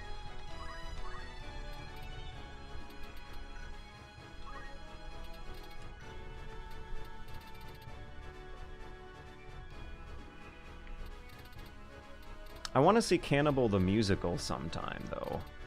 That doesn't have quite as much unsavory baggage associated to it as South Park does. And yeah, neither does the Book of Mormon. And now that I further know how better to appreciate musicals, I bet there might be something there to rediscover that totally wasn't there in the majority of those episodes. Come to think of it, I think it might have been first 3 seasons. No.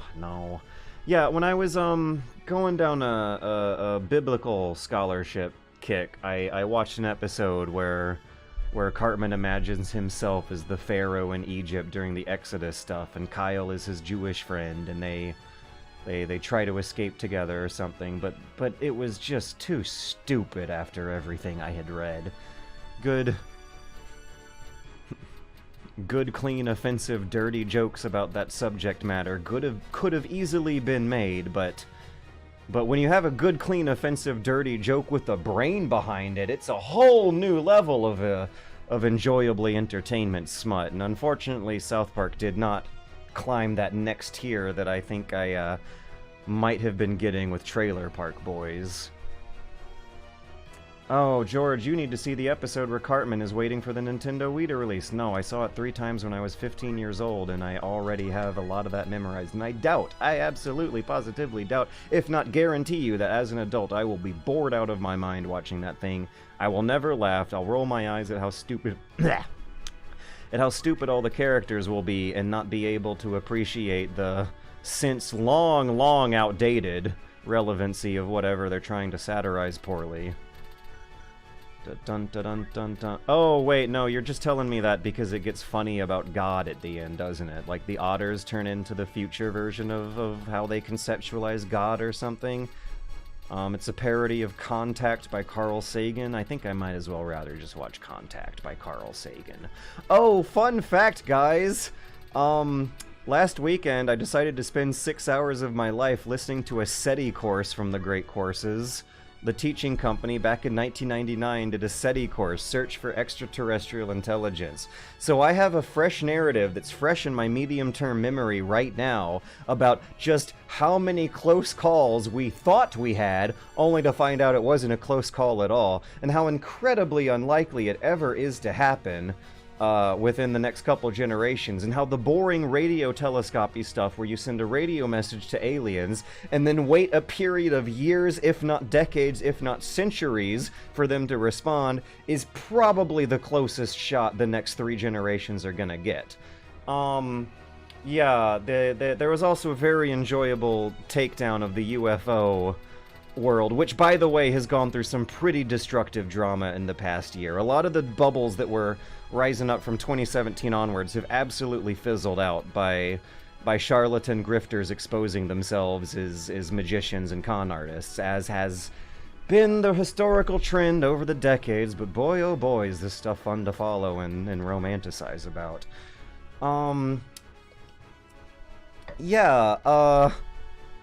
This guy I was listening to for 6 hours would have gotten kicked off of /r UFOs for spreading FUD. He is too smart for the ufology community, for however much logic you want to associate with the study of potential extraterrestrial intelligences. Another thing that I thought was interesting is that I think I spotted with my own eyes the white Tic Tac phenomenon, and when you're a sane, skeptical person who doesn't have brain worms, it just looks like a plane. It's a fucking plane going through a cloud making a weird bubble with how long of a distance you are and you're parallel to the wings. All of the details of a white tubular plane shape get fuzzled out into a white horizontally squished Tic Tac. I will actually work on sharing the image. I took a picture of it, and sure enough it showed up on camera looking way less impressive than it did on naked eyeballs. It disappeared before my very eyes on a very cloudy day where there was a lot of cloud cover for a plane to disappear into. It wasn't even a real UFO. It flew in a straight line. It did not exhibit the weird zigzaggy stuff that they want you caring about if you report a UFO sighting, but the actual shape I was seeing looked just like some of the sightings from 2017 that were driving everyone crazy, and it was so obviously a fucking plane.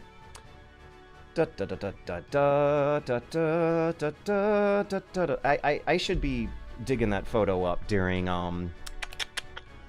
some sort of Final Fantasy turn tactic thing happening.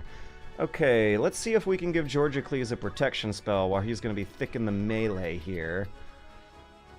1, 2, 3, 4. 1, 2, 3. 1, 2, 3.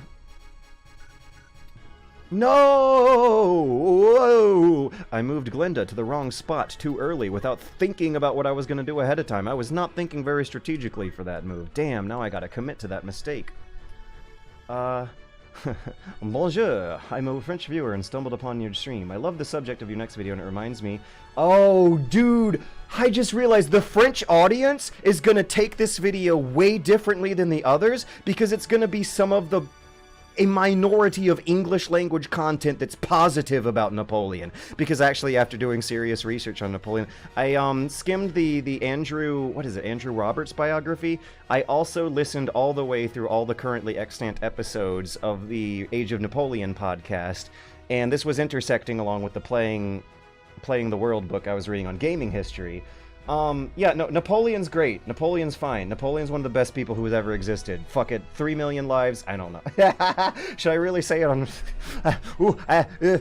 I'll just say that I am, for now at least, right, at this point in my current mindset, I think I'm ultimately on Team Napoleon when it comes to whether or not English-speaking people are going to be depicting Napoleon positively or not.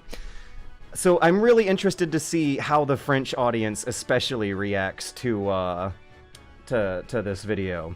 Hi, I'm a French viewer and I stumbled upon your stream. I love the subject of your next video and it reminds me that I saw on French TV a short documentary showing how real military chiefs play war games on boards to prepare for real-world situations. It was surreal to me. Another thing that I thought was really surreal was seeing game development slideshow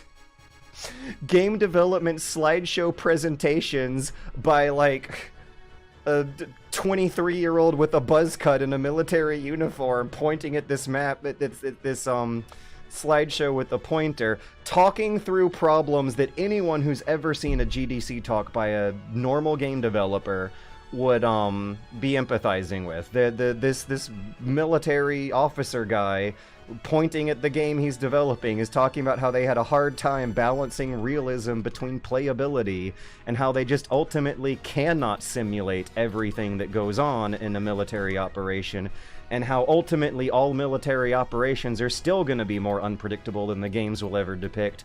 And some of the language they use some of the language that they use to describe the game design challenges sound right at home in any kind of GDC talk, talking through the same thing. That Ridley Scott Napoleon movie was definitely from an Englishman's perspective. And it's weird for me to think about, because I still feel weirdly defensive on it. But I think that's because I saw it pretty late in its cycle where everyone was already cracking jokes about how it would have worked better as a black comedy. Oh, another cross-reference, the Revolutions podcast. The Revolutions podcast Season 3, French Revolution season, is pretty funny. It's a black comedy. It is totally possible to do a true-to-history historical narrative of the French Revolution or Napoleon's career as a black comedy. It is funny. Time and time again, you see ridiculous old medieval systems fail, and ridiculous Enlightenment pomp characters, fops, break all of the dignified visage of their lifestyle in such funny ways that watching the Ridley Scott movie with that kind of expectation in mind, with critics that were saying that it was a comedy, was a genuinely okay movie. It wasn't great. The history wasn't super accurate, but the basics were covered. And it was funny. There were a lot of scenes of comedy depicting events that were funny. There was one scene in particular that is a lot funnier to read from a book or a history podcast, where a very ineffectual government governing France, I believe they're called the Directory at this period in the history, is on its way out because Napoleon plans a coup with his brother that at some point in the process has them wearing giant floppy Roman-style red togas that they end up tripping over because they can't run fast enough to prevent him from signing the critical paperwork that officiated the coup. Funny stories abound. If you were making an adaptation of the very serious stories of this time, it would seem hard not to have a sense of humor about it. Napoleon seems to have a sense of humor about a lot of the things that are happening. I need to think strategically about the game. I'm thinking about Napoleon. I think Napoleon is a topic I could probably write very easily and very passionately about, and I should consider that for future projects. Let's give our Geomancer a regen spell. I didn't think very strategically about that. I didn't watch the movie. You don't got to. Watch Waterloo. If you're gonna watch any Napoleon movie at all, watch Waterloo. And if you're gonna watch a second Napoleon movie, watch 1927 Napoleon. Damn.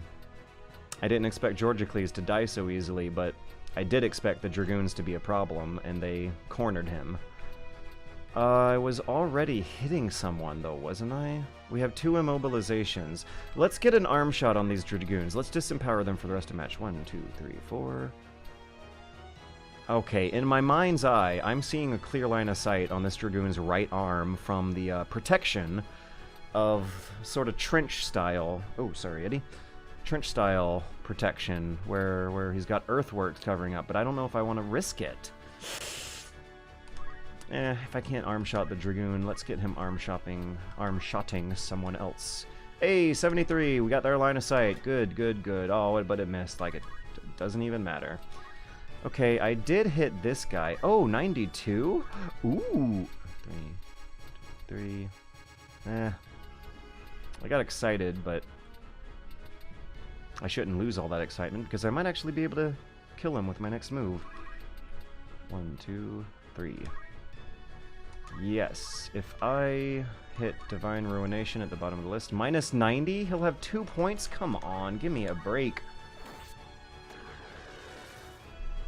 Why does that sprite have such a ridiculous butt? Because you are not used to seeing that kind of butt being a normal butt. If that kind of butt was the normal butt, it would not be ridiculous. Can we hit him with Geomancy here? Should we? We should. Let me check the radius for Glinda's spell. Haha. Napoleon introduced the French Civil Code. Napoleon accidentally invented strategy games. Should I have said that by now? Da, da, da, da, da, da, da. Yeah, there's only 31 people here. It'll be fine. Napoleon also introduced high school, public high school. He's apparently responsible for that one.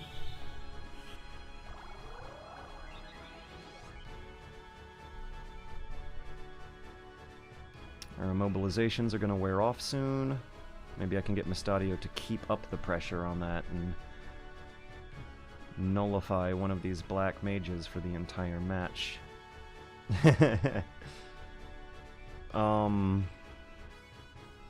Napoleon is also the guy who formalized the metric system as the primary unit of measurement for European sciences.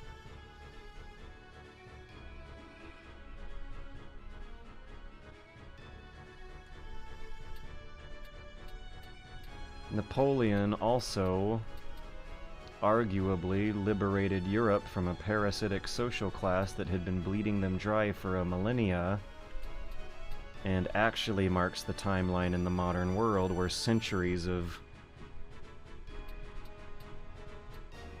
cruel medieval bullshit start to eke their way towards a more permissive modern liberality.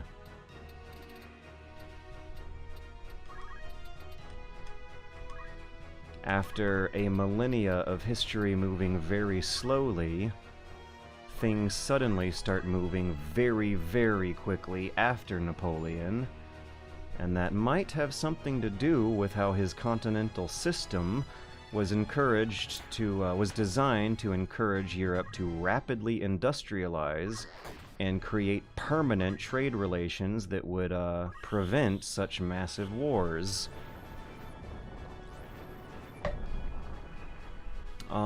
Overthrowing monarchies, overthrowing feudalism, and introducing a lot of very convincingly binding paperwork that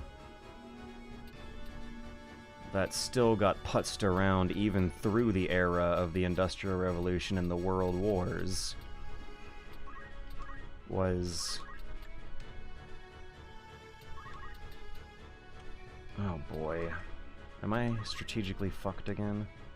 Yeah, no, for some kind of abstract reasons, Napoleon's very important, but the historians don't necessarily undervalue the importance of them for how abstract they can be. And in my case, the big Napoleon lesson I feel like I've discovered is that Napoleon accidentally invented modern strategy games.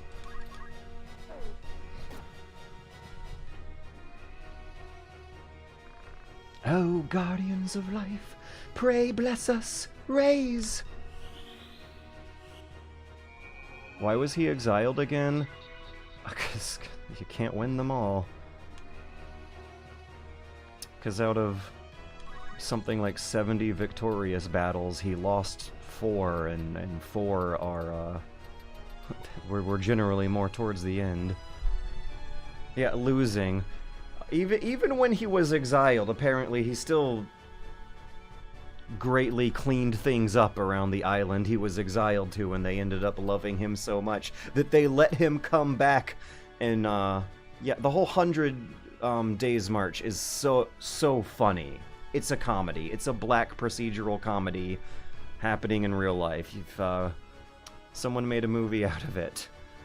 The viewers who don't know the history very well might get confused if they don't know how funny the history actually is. When Napoleon died, the remaining monarchists in Europe, they put him under 5 layers of coffins to make sure he wouldn't come back, because he did before.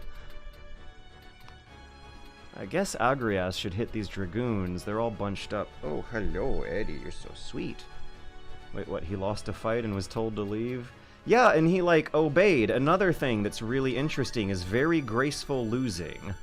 The Pax Britannia, when most of Europe was at mostly peace for most of the early chunk, most of the 19th century. There was almost a century of peace in Europe.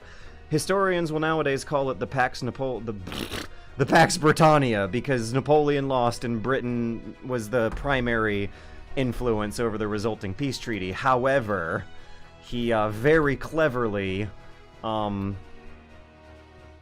talked his way into letting him survive so that the French would not see the death of Napoleon as such a horrifically offensive event that it would start a martyrdom movement and potential another civil war that would just keep it ongoing. That peace is called the Pax Britannica. I think it should be called the Pax Napoleonica. What does our French viewer think of that? Kindly 84, yes. Most French that are not conservative kind of hate the figure of Napoleon. That is interesting. I wonder if I might change my mind, because I tend to admire the French that are not conservative, as a lot of us Americans do. I study math, and most of what I know is that many important schools and institutions were made under him or his descendants. I guess I'm bad at history. I do wonder about that, because early on in his career, he was explicitly revolutionary. He was a Jacobin. This is language from my script. He was anti-aristocracy, anti-monarchy, anti-religion. Like, everything that the modern leftist LARPer pretend revolutionary was, he was doing it. And later on, as he became God Emperor Napoleon, he started leaning a little more centrist. But there is a suggestion of strategic cynicism going on there, that it was part of a conscious effort to decrease the tensions from the revolution, and that he might have still been holding on to some conventions from his younger days. But no, young Napoleon lines up with, like, young modern leftist remarkably well, including the fact that he came from a petty nobility family. Ha! Yeah, it's I read that and felt like I had been told an incomplete and wrong story for most of my time, because most history classes never will get into it as detailed as an actual Napoleon biography would. I wonder if I should Phoenix down Georgicles instead of waiting for Glinda to roll her dice with the miss again. It would be sticky to sacrifice a potentially good turn of damage, but Glinda is coming back up soon, and I think, are there other friends who might have an opportunity to revive him? No, I think reviving him will ultimately be the better strategy long term, even if there is some good damage I can do now. If I revive him, we might could get a chain of healing going and do even better damage later. Look at that ass! So the most prestigious French science school is Polytechnique, and the students have to join the military to join it. I think it has to do with Napoleon or something. There are people that study his room on St. Helene with biology and stuff to know the secret of how he really died, like, I don't care. Yeah, no, there is an interesting thing behind how he died. It's almost like he died of depression. That could teach us something important about our mental health nowadays. Yeah, one of the most important figures in human history eventually lost. One of the lessons we could learn is that you can't win them all, and eventually you lose. This guy was, like, so full of a, obsessive need for ambition that not having access to realizing it broke his brain, and he died about 5 years later after getting exiled on St. Helene Island. And it does almost sound like the description is just from boredom and depression. If boredom and depression can kill a human being, maybe someone should be studying what might have happened there. If a human being can live a lifetime of such ridiculously hyper-exaggerated proportion that having to cool down in your middle ages might kill you from the resulting depression and boredom, that's a crazy thing to think about. Basically, in France, knowing too much about Napoleon or his descendants is a sign that you are in the far, far right. So, whoa, oh no, apparently I gotta be careful with that. Also, she missed her revive spell. I can't rely on that thing as much as I want to. I wonder, why is that? Because it might be towards the stuff that happens later on in his career where he does start leaning more centrist, which nowadays is the slippery slope towards the right wing. He brings Catholicism back. He does not bring the monarchy back. He brings the Catholicism back in symbolic form instead of, a politically empowered form, which I doubt your modern leftists would disagree with. He did more than any other figure in human history to disempower aristocrats and monarchists. And the powerful religious clergy class. That is the textbook definition of what a modern leftist-leaning type would lean towards. So what is this? Yeah, when he's God, Emperor, Napoleon, King of everything. Oh no, I just thought of something. Napoleon believes racist propaganda for a chunk of his career later on. Okay, yeah, a hard square to circle comes up. In the beginning of Napoleon's career, he wants to free the slaves. He promotes black generals to positions of high power. Later on in Napoleon's career, he changes his mind about freeing the slaves from the colonies. And, yeah, that's, maybe that's where we're coming from.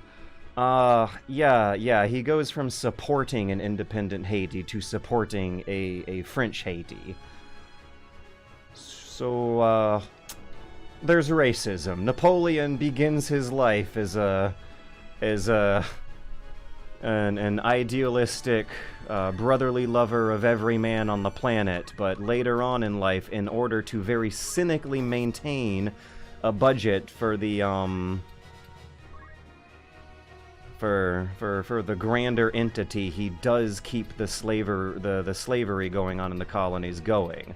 But hey, you know, in the beginning he didn't. I actually think during the French Revolution there were a few moments where the slavery switch got switched fully on and off at various points in the colonies. And Napoleon, unfortunately, may have definitely switched it back at some point during that back and forth. So, oh boy, yeah, I just talked about, very positively about Napoleon before forgetting that he does turn explicitly racist at some point in his middle ages. Woo! So maybe I should walk back some of that. Now I remember dismissed some guy when he randomly started talking about Napoleon and really wanted to get into it. Just struck me as idolizing dictators. Yeah, okay. This is the key here. Kanzi eat. The thing that's different about Napoleon is that you do have these really, really uncomfortable things that are hard to square a lot of the circles about, that on the other hand are competing against the one case, one of the few cases in history, but maybe the one case where it happened in a country very big and powerful with tens of millions of people living into it, where one could actually argue that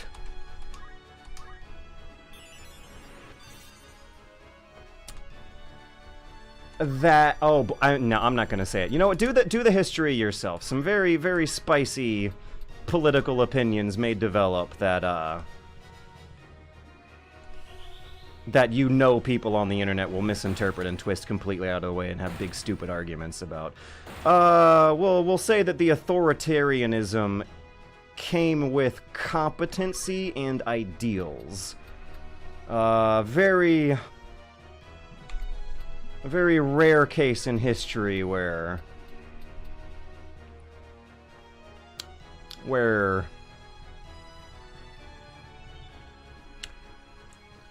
centralizing a government's governing apparatus into the offices of one person seems to have ultimately added up to a greater good, despite some minor setbacks, and things went far, far faster for a while than they would have under a republic or a democracy. Napoleon made the trains run on time, we'll put it that way. And he wasn't trying to genocide. Yeah, Napoleon made the trains run on time without a whole lot of the other baggage that comes with the usual dictator stuff. Good lines in the bad and bad lines in the good. Yeah, so nowadays when you read through the histories, at some point you're gonna do some kind of math and decide if it outweighs the bad or not, and come to some interesting opinions you'll get real wishy-washy about when talking it out with other people. Yeah, well, that's something he had over the fascists. Yeah, okay, I'll put it this way. Napoleon was a dictator, but not a fascist dictator. Maybe that's a good way of explaining how complicated the morality of this situation gets. That's also probably a good way of putting it. Complicated morality. Not governing the way any one of us would want to, but getting the kind of results we could only dream of. Woo! Meeting a random guy that can't wait to talk about him is very different to coming to a stream knowing who you are. Yeah, so in knowing who I am, right, you might assume that I am also genuinely surprised to hear from Kindly84 that it's the right-wingers in France who like Napoleon, and not the left-wingers. I would ask them to re-examine that, but maybe it's me who should re-examine it considering my own distance. So, that is something I might want to look into before putting the video out. Phew! Thanks at least for telling me that. That's, I do feel better knowing that's the kind of muck I might be wading into. And by God, if I wade into the muck, I'm already telling you guys right now, I'm not even going to respond and participate. I'll say it. I'll be explicit about my media history diet here. It is the Roberts biography that I skimmed, did not read all the way through, but read like maybe the first half of most chapters. There was also a book I read about the Napoleonic campaign in Egypt, in the Islamic world, basically, called Citizens and Muslims in the French Revolution. There were some fun chapters on Napoleon's campaign in Egypt. Oh yeah, there were atrocities and war crimes. That's another thing that you have a very difficult time squaring the circle of. A few atrocities, a few war crimes there, becoming a dictator, but you know what, maybe I shouldn't be quite as positive about Napoleon in this video as I was originally thinking. So the media diet is, it's called something like Muslims and Citizens, the first few chapters, and then I skipped to the chapters of the Egyptian and Levantine campaigns. And then there was the Revolutions podcast, Age of Napoleon's podcast, and, oh boy. I think that covers it, because I did those two podcasts verbatim. Revolutions is by a very serious historian. I think Age of Napoleon is by a history student who does more or less as good a job, but without as many years of public speaking and written word experience as Mike Duncan has. The history, so far as I can tell, of the Age of Napoleon podcast was fairly well. However, the podcaster would have... He does not treat the racism stuff with kitty gloves. He does a ridiculously heroic narrative about Toussaint Louverture, which was amazing to hear about. And at that point in the history, Napoleon does become a much more unsavory character. it's like a lot of things before that, where you can understand why the 1927 Napoleon movie would have been as positive on the guy as that one is. Oh, and that's hilarious how positive that movie is on Napoleon. The 1927 Abel Gance Napoleon depicts him like the French Odysseus. There's a scene where he's clinging to a raft and surviving by sheer miracles, and there's scenes where every single person in France is... there's scenes of millions of swooning fangirls aggressively trying to insert themselves into Napoleon's life. Yeah, almost like a proto-Beatles sort of situation. There's scenes of raving crowds of women chasing him through the streets, and scenes of him depicting absolutely hilarious acts of hair. Come on, she has missed every single one, and I'm gonna have to reload the state if Mustadio crystals out. Wait, so is Napoleon some far-right icon now? Is he Pepe? Okay, I'll just walk it back.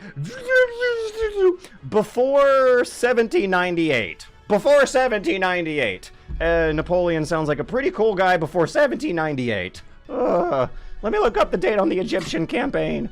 Napoleon, Egyptian campaign. That's 1798. So yeah, that's probably why I settled on that number. Before 1708, Napoleon's fun.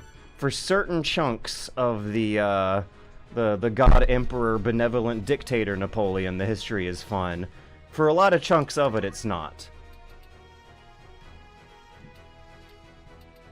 One thing I didn't mention when doing my bad history of the Roman Empire, and this might also fold into Napoleon as well when it comes to long-term historical controversies that never really do get permanently settled, and also, thank God, I might not have to reload the save.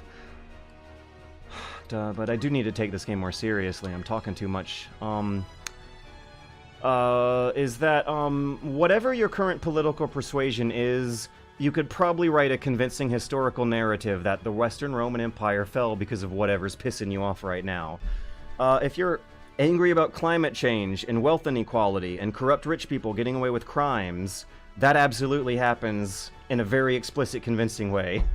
If you're angry about immigrants taking your jobs away and no real manly men adhering to traditional values of masculinity to defend the fronts, those types could probably make a narrative convincing to those types that the Roman Empire fell because of that. There might be something interestingly similar going on with Napoleon because of how his behavior throughout the career runs the gamuts of so many different parts of the modern political compass, which, by the way, is garbage. Throw it in the trash.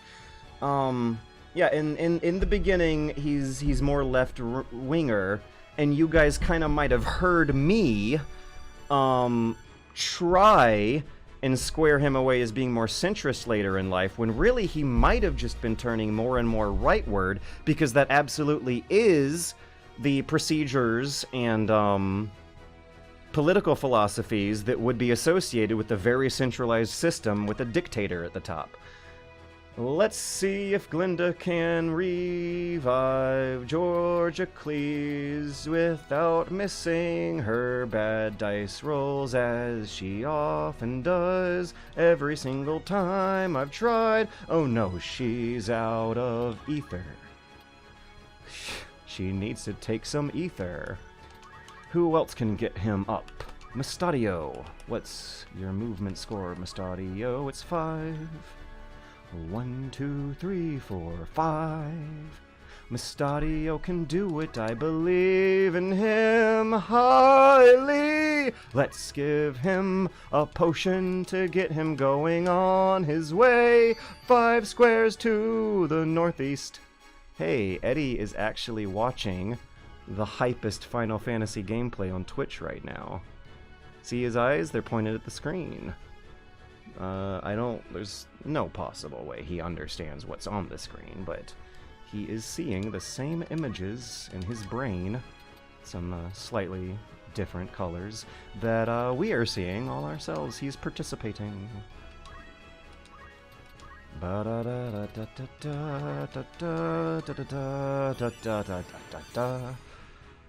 Okay, so if right-wingers in France nowadays are the ones who are leaning more positive on Napoleon, I bet that's because they are voting for a more centralized, autocratic version of their system.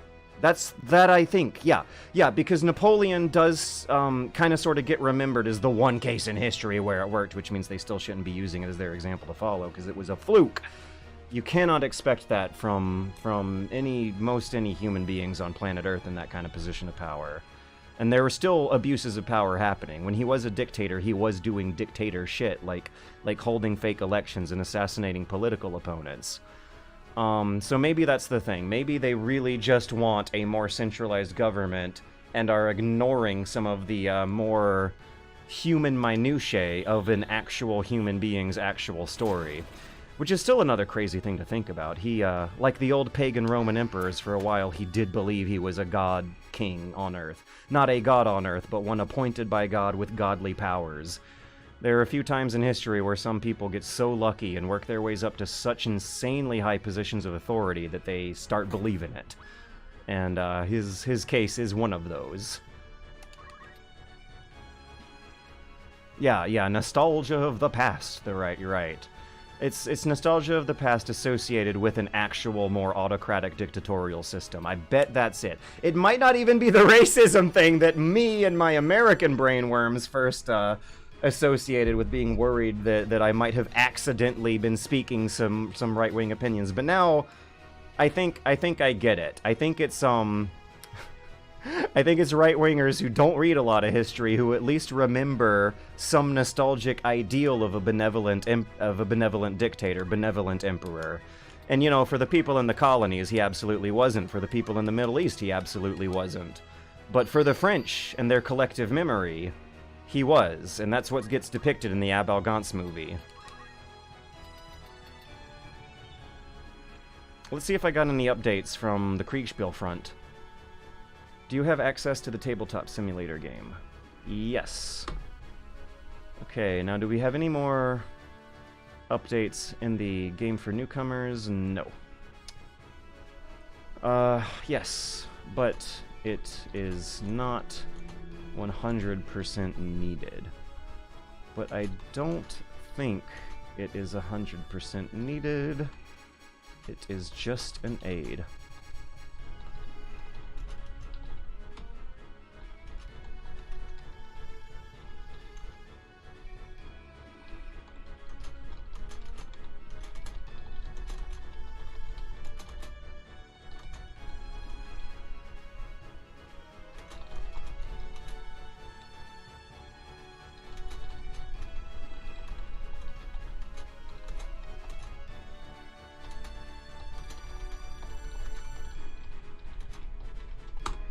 So, Kriegsspiel is a game where you have to emulate the fog of war effect without a computer and without any electricity. And so you have this umpire who is a third player between the two competing commanders that rearranges the board every time he shows it to one of them. There were some setups that some schools and some people had where they would hang a curtain in the middle of the room and slide this curtain backwards and forwards, depending on how the game was going, and the umpire would be zipping back and forth between the two sides. In the Discord version that we're going to be playing, the umpire is sending screenshots to one team, and then different screenshots to a different team. Oh, what up, Broderick? A dictator standardized the metric system, and that's why Reagan didn't want it, I guess. United States customary units are legally defined with SI units. Sports Illustrated? Oh, I need to get that cursor out of the way. It's very immersion breaking. But yeah, we're having some confusion in the Kriegsspiel chatter about how exactly, what visual electronic images we're looking at to play the game. And they're having confusion over it because this is a game dating to a time where that was not that was not a luxury.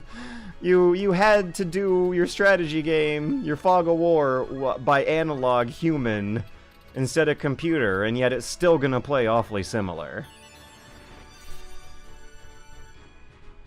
I have not seen the YouTube channel Pre-Modernist. If you ask me if I've seen a YouTube thing, I probably haven't. And there's so many that I can't possibly see them all. I know for a fact I'd get a kick out of it. I'm sure I would, but there's just too many of them. Pre-Modernist. Alright, I'm gonna look into Pre-Modernist now. Amazing History YouTube channel. So how is the match going? We gotta get Glinda up. What's the timer on her doing? She has 2 turns, so we have a bit of time. Can we daisy chain some heals? Let me take a look at the turn list. We got Fira coming in on Mustadio, so I should not actually bunch him up with everyone else. And then Esmond is going to aim at George, but I think... Oh no, Georgicles won't be able to move out of the way. And it might hit for a lot of damage. +4?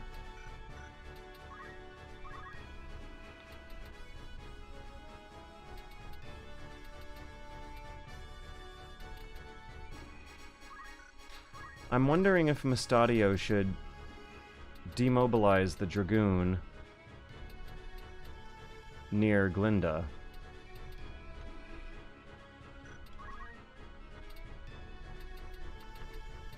One, two, three, 4. Or if Mustadio should heal a friend who's gonna be in trouble soon. Georgicles might be dead by the time turn 4 comes. Agrius might be alive. Mustadio shouldn't heal. There's the Fira spell coming in. People who are near him will not be able to withstand that hit. Okay, the strategy is clear to me now. I need to... 1, 2, 3, 4... I need to get a leg shot in on the Dragoon. That's what Mustadio shall do. So the Fira spell's gonna hit his 4 adjacent tiles, no diagonals, which means we shall put him here. Now let's hope no weird line of sight fuckery is gonna block this. Oh, of course it did. Good thing there are other targets I have to choose. Maybe I could weaken this incoming charge coming in from the archer and save Georgicles' life. Could I get it under 76? It's a +4. He's been aiming that thing for 4 turns.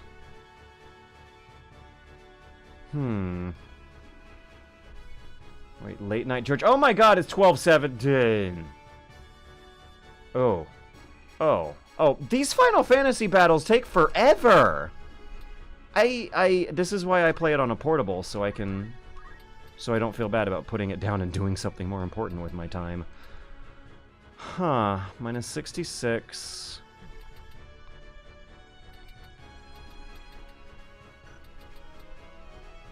-36.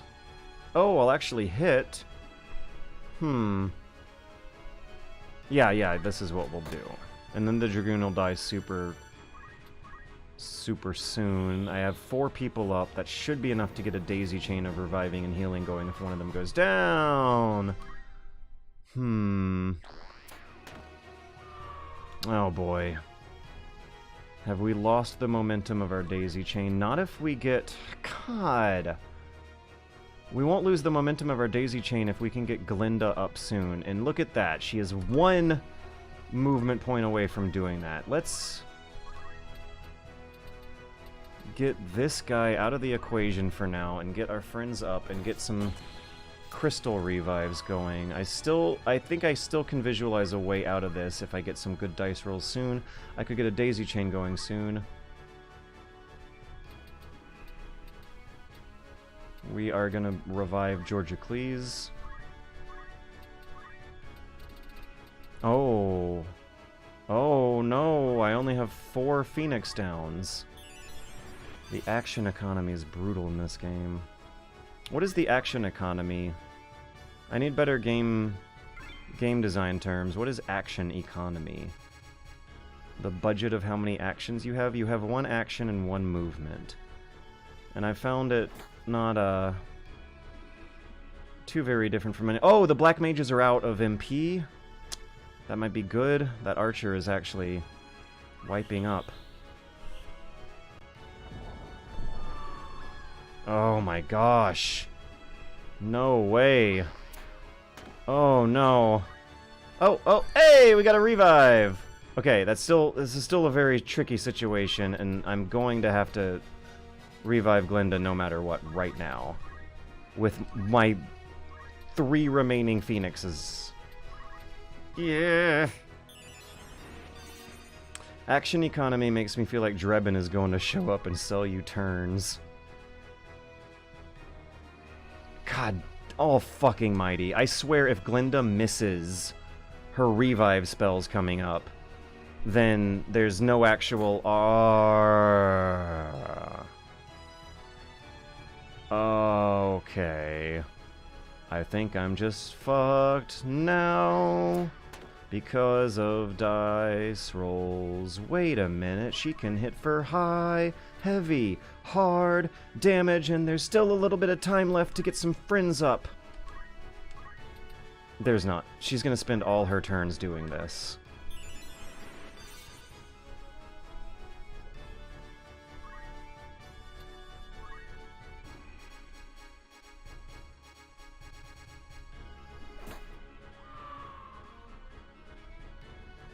There's no time. There's not enough time. If she could get 2 turns in a row, we might could bring it back, but I think she's too slow.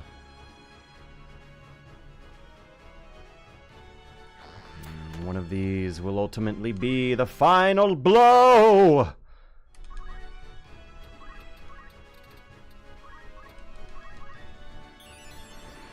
Alright, now we're just gonna run the hell away. Hopefully out of archer range. Yes! It's 5, it's 5. I already checked it before. 1, 2, 3, 4, 5. We're out of range.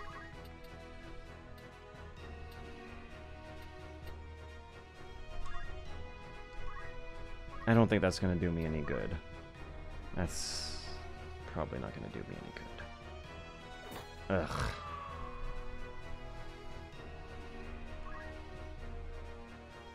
Oh gosh, I've lost. One of my major party members is gonna die.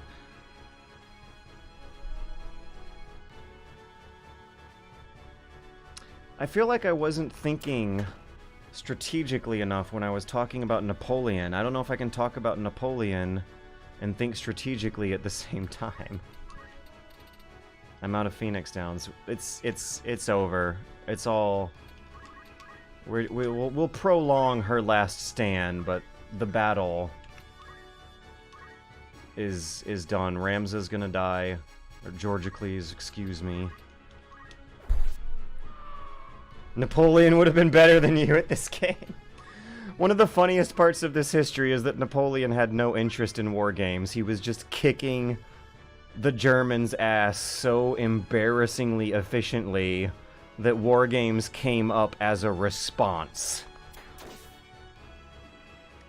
It's a funny black procedural comedy, and that mage just got full health again. You know, okay, if the game doesn't quit when Ramza dies, Edwin might have been able to chop her way out of this by virtue of the crystal revives. But since Georgicles is gonna die in 1 turn, it's over. It's not. There is no hope. Even in this 1v1 where she clearly has an advantage. But once this turn ends, Georgicles is gonna crystal out, and all of that won't even matter anymore.